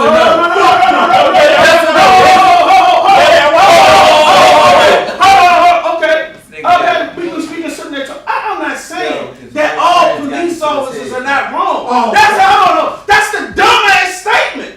So Tony, let me go. That's the dumbass statement. You're right. That was 100% wrong. Hold on, but now we sit there and talk about. Let's talk about the foundation. This is our reality. We talk about this being your reality, but on top of it, you sit there and gotta look at it from both sides. A lot of people sit there and say, "Well, he should have did this or he shouldn't did that." We just finished talking about the joint and the Columbus, Ohio situation. Everybody's initially saying that he shouldn't have shot the girl, but she was about to stab him. He didn't do anything wrong. Huh? He didn't do anything wrong. getting. No, you're not listening to what I said. I said people initially said. I get that, but not right. So hold on. With that being said, when they said initially said that he was wrong for doing it. No, you got people posting his picture and everything else. Hey, look, he had to take a life to save a life. Hold on. So once again, we're sitting there playing money morning quarterback. Can I time out? Huh? Those aren't the cases we're speaking of. Once again, hold on. You're talking about cases. You're speaking of. It's set on both sides of the spectrum. It's on both sides of the spectrum. Listen for a second. As you just said, every case isn't the officer's fault. I agree with that 100%. Every case isn't the officer's fault, and part of it is the masses don't understand policing. One, but two, police don't understand policing. And there's a major problem with the abuse of power and excessive force. And for anyone to say that that's not an issue, I will definitely. And for anyone to sit here and say that that's not an issue in America, I don't know where the fuck you're living at. Every cop is not a bad cop. Hold on, Tony. That's what we agree with. And so before we even go there, before you even walked in, what was my topic? I said the problem with policing is the culture. If you want it, they talk about defunding police. If you want to change the culture of police, you got to go to the core value. See, what I have in my head is the core values of what they go about. Okay, now. Hold on. So before I sit there and say how I'm going to stop, or how I feel like they're wrong, I understand what they're being taught. So, that's cool. Let's understand. Because hold on. Because in all Tony. In all actuality, when you talk about as far as police don't know the law. Everybody expects them to know the law. They don't. That's why police sergeant, or that's why they get on their radio and call in what they suspect when they pull you off. That's not all the way true. They don't. That's not all the way true because I went through law enforcement school, and I have a bachelor's in criminal justice. So it's not all the way. They don't. It's not 100% true. Because there's certain things you have to know to graduate law enforcement, basic law enforcement. I understand it. But hold on. I understand it. I went through the same thing too. Let's go back a step though. Let's go. So we start, the topic is the system, right? Yeah. So we talking about policing. Understand the system of policing. What were police originally designed to do? It wasn't protect or serve. It was to get your ass in check when you step in line. Enslave. Yeah. Nigga, you cross this line, put this bullet in you. And as time went along, they lost their power. And so what they had to do to regain that power? Assert force. And force inflicts what? Fear. The problem is, niggas ain't scared no more. That's the problem. They felt like, oh, if I kill one or two, this is how they talk, them niggas will get in line. These are the conversations happening in the police department. These are the conversations happening in the locker room. Guess what? The system's going to protect us because justice ain't really blind. We get one or two, them niggas will get in line. But the problem is they don't understand the shift of times of the kids that we raising right now. This is the Y generation. You got to make it make sense to me. And if it don't fucking make sense, I'm going to make it make sense. We live with a generation of kids. If you slap me, I'm going to shoot you. There are no more fist fights on the blacktop. That day is gone. That's right. Super gone. It's gone. There's no more daddies whooping your ass or big mamas dragging you down the street. We got kids squared up with, we got fucking mothers afraid to discipline their children. We got kids out here squared up with their fathers. You think you're a fuck about a police officer with a gun? Nigga, I got one bigger than yours. Facts. Hey, we just saw a father and a son have a whole fucking shootout with each other. All because the father told the kid, I don't want you with a gun in my household. The stat that we talk about, and look. And it was on camera, because dad has, that whatever that shit, the dad had all kind of cameras through his house. And they're arguing about a gun in his household. We talk about police killers, and yes, police killers are at an all-time high. Because they don't know how to combat the force that they're being met with. But what we're not addressing is 93% of blacks are killed by fucking black people. 93%. So for every one cop that kills a black man, you got 6 niggas who done killed the nigga. How you gonna combat that? How we gonna address that? Cause I ain't watching that white cop when I go to the gas station. I just said it. I'm watching that nigga in the. We say what we want. Hold on. Can I ask you a question? Can I ask you a question? Cause if I can Hold on, let me ask you a question. You said, how do I combat that? I had to reteach the value of a life. Good luck is what I tell you. Hold on, you say good luck. You say, see, my crazy thing about it is I'd rather die on my 2 feet trying than never do shit at all. I had to reteach the value of a life. So every one of the young kids that I today talk to, and I had what's that? I'm reiterating. And that's where we're going wrong. That's exactly where we're going wrong. We're trying to reach the youth. We got to reach the motherfuckers who the youth going home to. Mm-hmm. That's where the fuck we're going wrong. We keep trying to educate them. We trying to build the youth up, and then we send them back in the house with the motherfuckers who really are influencing the decisions that they're making. So we need to teach both. We need to change the system. We need to change. The system is the household that they're living in. Or at least change the choices that the parents are making. Yes.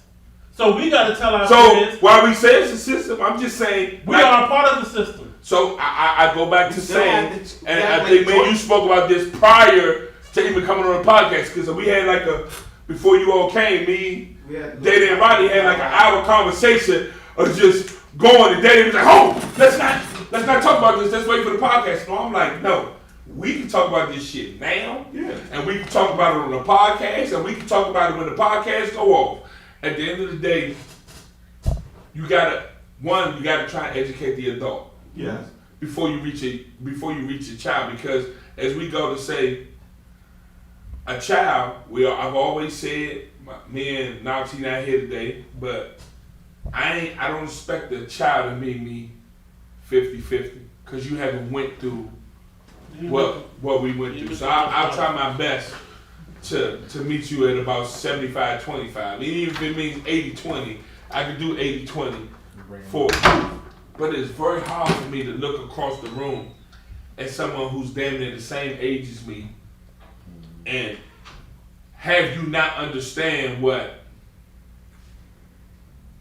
common sense is. No, seriously. Because, I think all of us has coached at some point in time, be it you, Day, Rodney, Bernie, Tay. And when I see kids, I have a different feeling for kids than I do adults. I do. Pumpkin has a kid that comes to her salon every week.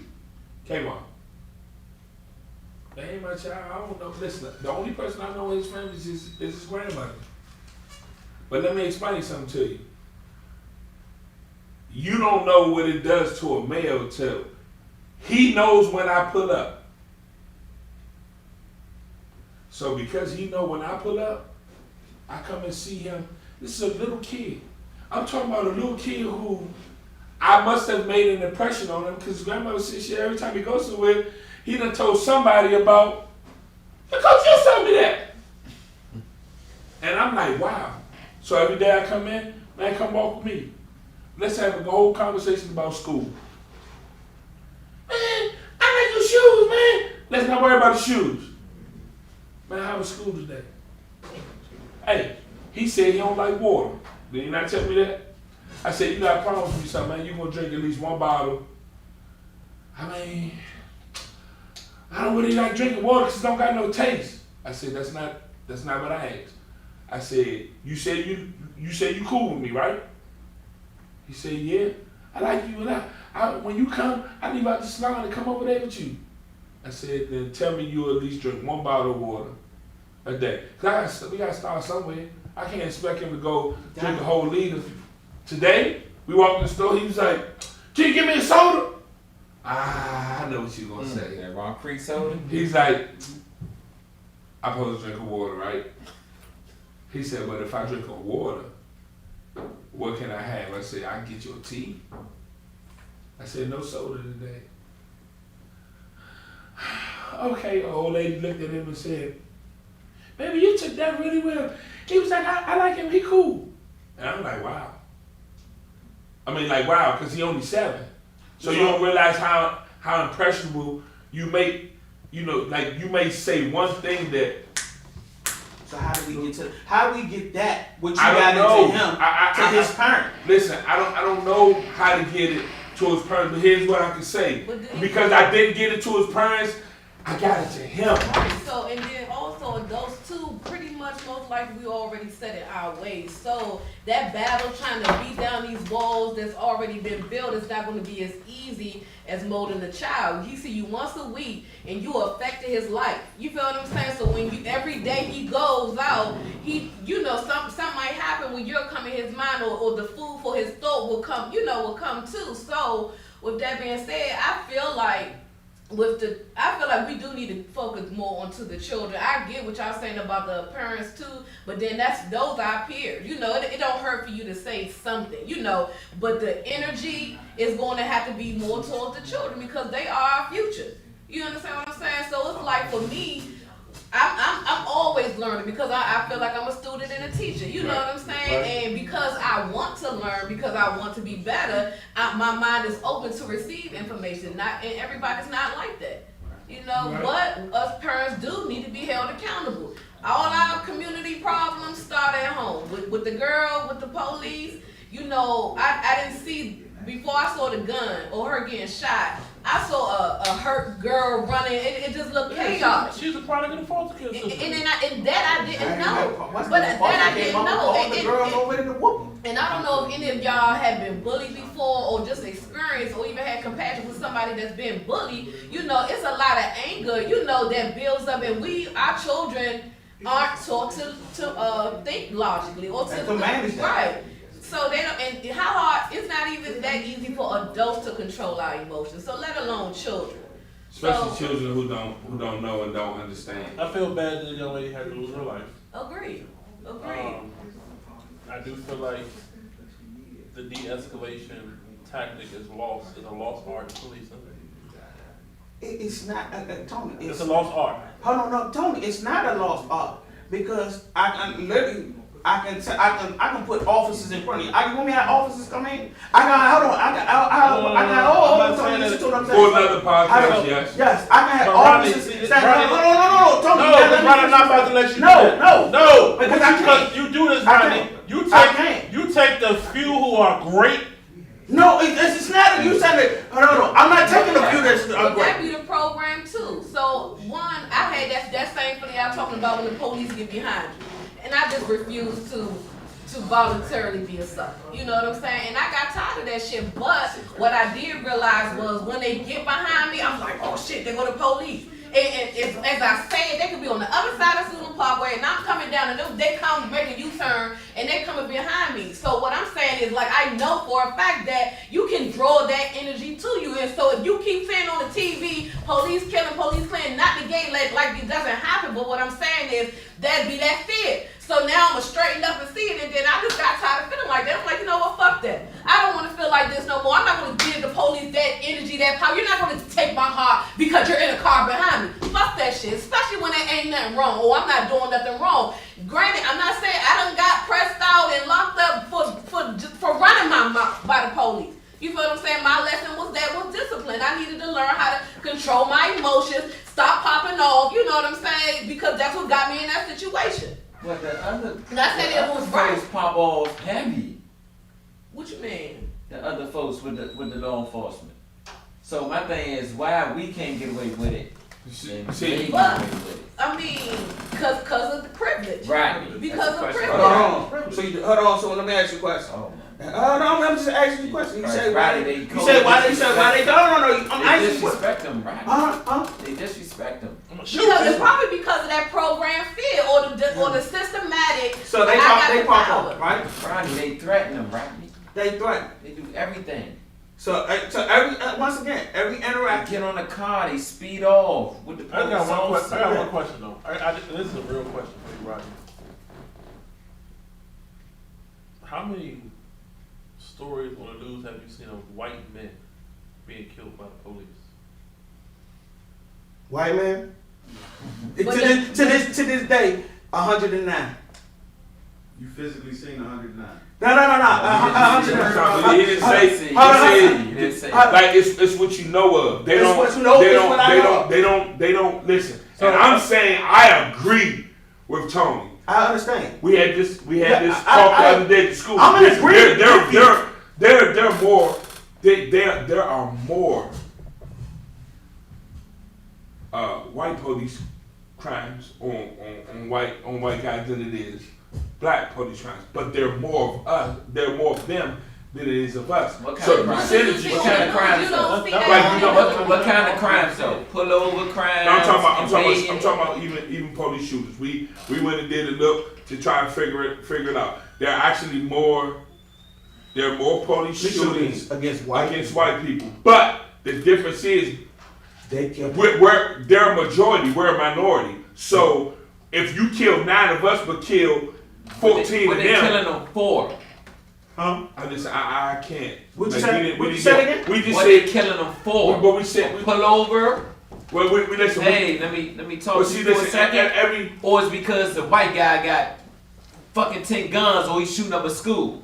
So hold on. Once again. Well, I'm not. So that's what you talking about. I just want to know. I'm talking about wrongful death. I'm not talking. Listen, no disrespect. If you walk to a fucking school with assault rifle and start shooting kids, Yeah. they deserve the pace. But they're not though. They don't. I'm not saying They don't. What do they say? So guess Oh, what? He was a troubled youth. He had all these like. Guess what you guys start doing? Guess what you guys start doing? Where are the biggest states with the less crimes happen? States that allow you to carry. That everybody got guns. Everybody got. See, let me explain something to you. Let me tell you something. That is true. I know. I went to Texas. You ain't walking into a gas station to try to rob a motherfucker in Texas. You know why? You think I go to Texas? Because 9 times out of 10, Virginia. Texas, shit, Pennsylvania. I'm gonna just say Pennsylvania. A super concealed carry state. You ain't about to figure out. But guess what? Every police know when they pull you over. 9 times out of 10, you got a what? A gun. You got a gun. I mean, guns don't kill. See, it's a difference in having a license here, HQL, where your gun guy be all the way in the back of the car. We talking about these states where it's a conceal, where you got a right to conceal. I'm talking about while you pumping your gas, it's right here. In Virginia, you can walk around that joint on your hip in the Walmart buying groceries. Hammer sitting right here. What up, Day? All day. What's up? Hey. All day. Okay. Hey, when I leave deep in Virginia, when I go to my mother's house, Hold on. down the country, I ain't talking about Northern Hold on. Virginia. Everything below Northern I Virginia. ain't talking about Northern I ain't Virginia. talking about It's Southern Virginia, because Yeah, you walk in Walmart, Northern Northern Virginia. I can promise you by the time you get to the Yeah. paper aisle, Yeah. you gonna be on the floor. Yeah. You go down Southern Virginia, Yes. when they You're looking right. at you with the, You're 100% right. Hey, look here, guys. So we get ready to land this plane, man. We could talk about this all day long because I'm sure we all got stories, man. We got experiences, man. And we just know how this thing goes. So we're gonna start with Tay. Give us some closing thoughts, Tay, on choice or the system. Closing thoughts. Mine's based on choice. I mean, where I'm born and raised at, I chose to, take a different route. Thank God to my mother. She was educated from her mom to make sure that she didn't continue the tradition that was going on around the environment. So she was a strong enough mother, single parent at that, to move me out that environment. So she made the choice to move me out of the environment. Then I made the choice to not go back to that environment. And from there, I ain't look back. All right, Pumpkin. Yeah. Choice. I was gonna feed on what I agree with what you're saying. I feel like we choose to continue the cycle. Right. I can pay $1,400 to rent an apartment, or I can pay $1,400 to buy a house. I mean, the same amount for a mortgage in the house down south on land that my grandmother's got set for me. But instead, I'd rather still just stay where I'm comfortable instead of walking on faith and going out, So, walk with faith, never fear. Tom? I'm gonna go with a little bit of both. Understand the system so that you can make an informed choice. You know what you know, and you don't know what you don't know. A lot of people are making choices based off what they don't know. So understand the system so that you can make an informed choice. Dang, we talk one. Juice. Everybody know I'm more about it's a choice that we make. But I will say, you know, all of us as people, be it black, Hispanic, white, whatever, we have to educate ourselves on what's going on in the world today. I have to understand, or I have to at least teach someone to at least try to see things through the eyes of the way I see it, because the way I see it is what America is dealing with right now, or it's what social media is actually putting out there. So yes, it's choice, but I will say educate yourself on the system that's around you, and figure out, once you educate yourself, figure out how to not be a part of the system. Like, you don't have to stay like in your hood to be considered hood. Like there are kids who we know, all of us know, that want to be hood, who parents work their you know what all To get you out to make sure that you didn't grow up like them. And it's not many, it's not a lot, but there's definitely a lot of parents who do it, who struggle, who fight to try and make sure that their parents, their kids don't come up the way they come up. And then you still have kids who glorify that situation because that's what the media glorifies. So do me a favor, educate yourself and make proper choices. That's all I say. Educate yourself on the system and make proper choices. Yeah, right. I'm in agreement with Juice, with Tony. I kind of piggyback on what Tony said.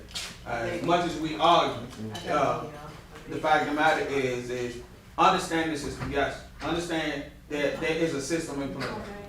But with that system being in place, make an informed decision, and the goal taking one step further, not only making an informed decision, but also choosing to be a part of progress, choosing to be a part of the solution.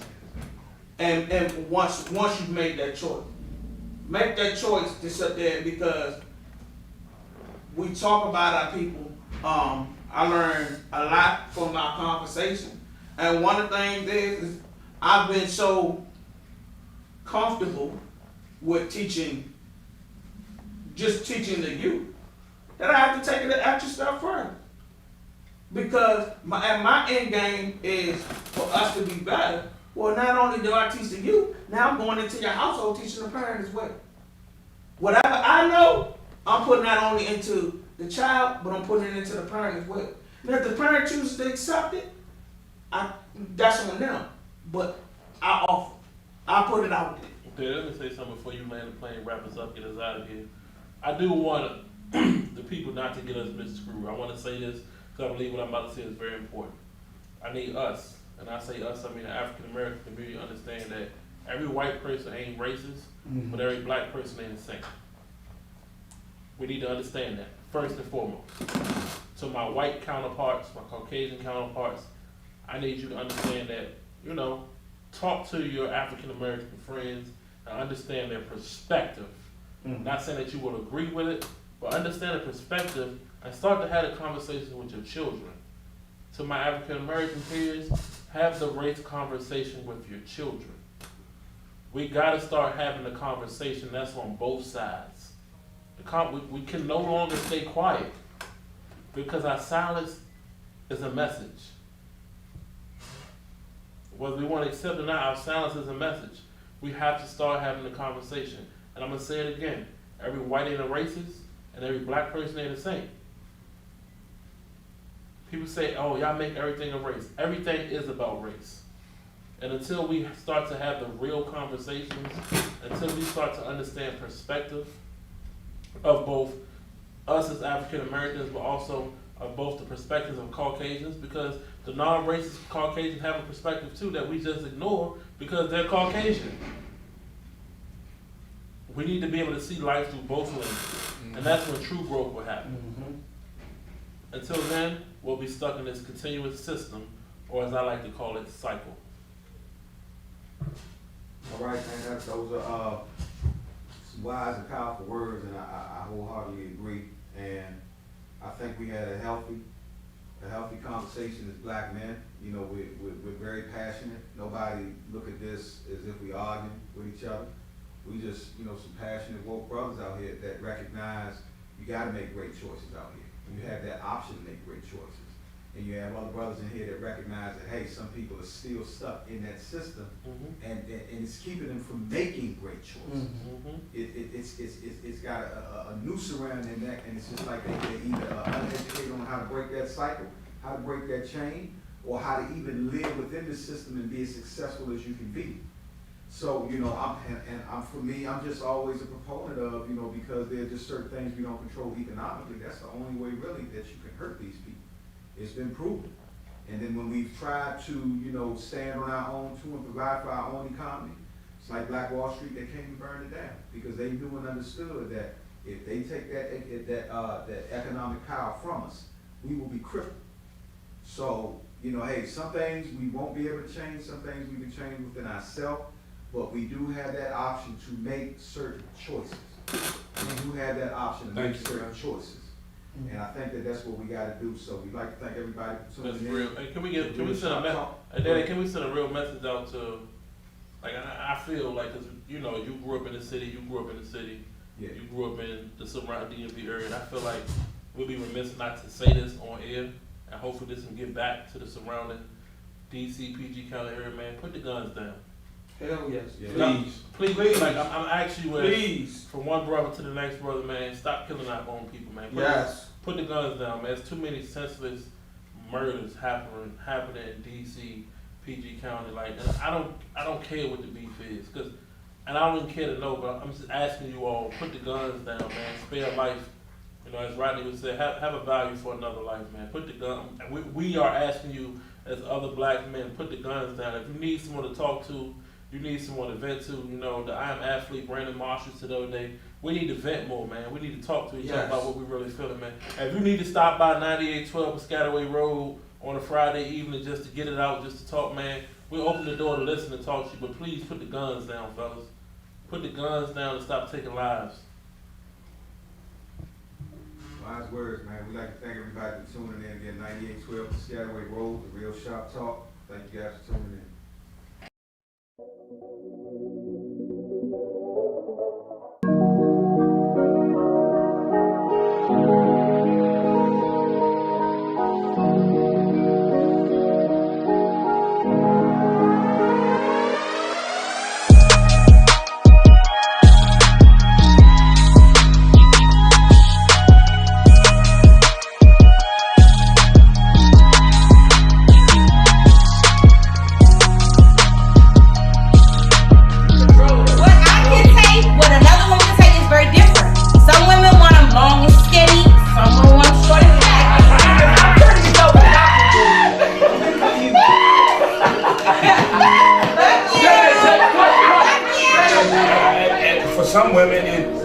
Don't stress with the it don't happen as much with the G-spot. Make sure I did look at the package before to make sure that I was like, okay, I can do that. Yes, you know, ain't no race in the world been through what Black African Americans have been through. But also that came along with the program, came along with this and the fear, the least amount of power. Yeah, the least amount of power. You gonna take that?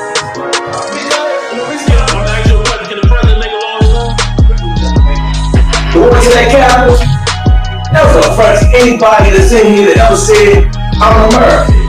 For years, and hundreds of years, white people always felt that it's not theirs and they can take it.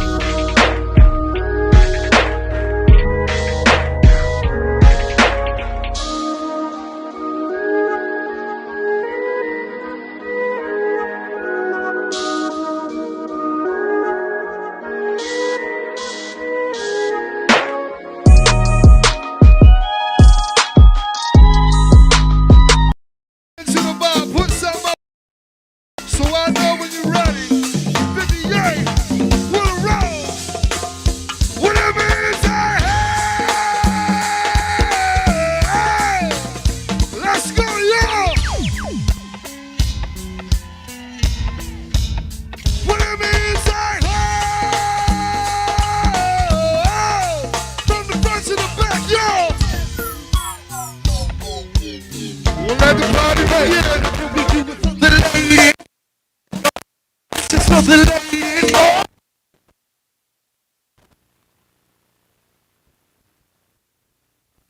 What can we do it for the ladies? Oh my God! We got this for the ladies. Oh my God! Well, let's do it for the ladies. Oh my God! We got this for the ladies. Oh my God! Let's do it for the fellas. Oh my God! Come on, do it for the fellas. Oh my God! Let's do it for the fellas. Oh my God! Come on, do it for the fellas. Oh my God! Let's do it for the fellas.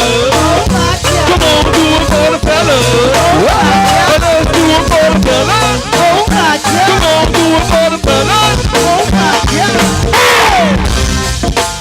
Whoa! What you wanna do, baby? Come on! What you wanna do with a roll? How you feel, Sunny? Money, money, money, girl. Sunny, sunny, money, money, girl. Sunny, sunny, money, money, girl. What's your shit, y'all? Special shot going out to all the bad girls we got in the building, y'all. If you a bad girl, let me see you put something up in the air. I'm looking for the bad girls. Oh, that's what we talking about. Miss Melissa, you a bad girl. What'd you say? Hey, look. Sweet Sunny, she is a bad girl. Miss Melissa is a bad girl.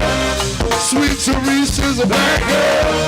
Sweet Melissa is a bad girl. Sweet Tamika is a bad girl. Key Lacey is a bad girl. Sean Tracy is a bad girl. Oh, let's go! Come on! What a bad little girl I have. What a bad little girl I have. What a bad little girl I have. Yeah, yeah, yeah, yeah. What a bad little girl I have. What a bad little girl I have. What a bad little girl I have. Yeah, yeah, yeah, yeah. Stop for me, working for me. My attention, I was working. Give me sugar, give me that. Now what you want, I need them back. I don't want to be taking my breath. I don't be touching my breath.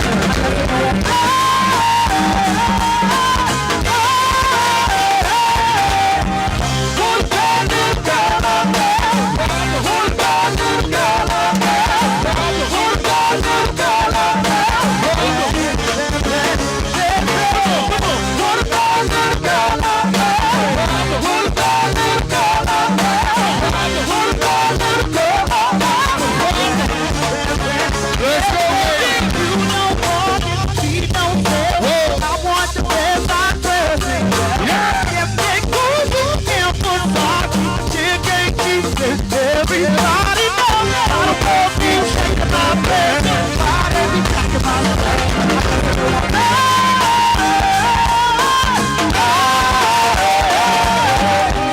What about little girl I have? What about little girl I have? What about little girl I have? Come on, come on. What about little girl I have? What about little girl I have? What about little girl I have?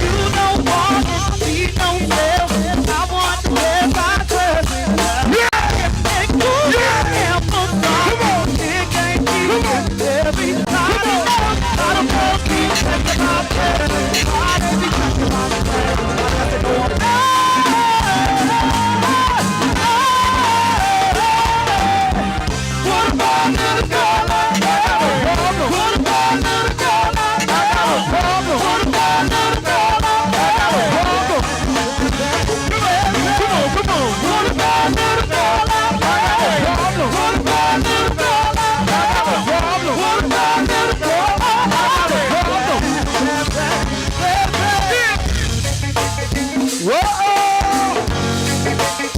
How you feel, Melissa? Miss Fuzz, how you doing, girl? Sweet shit out of yeah. Just making our way through tonight, baby. Hey, Geesey, sing something to Shantae, Geesey. Oh, oh. We got to have a lot of money to have a real good time.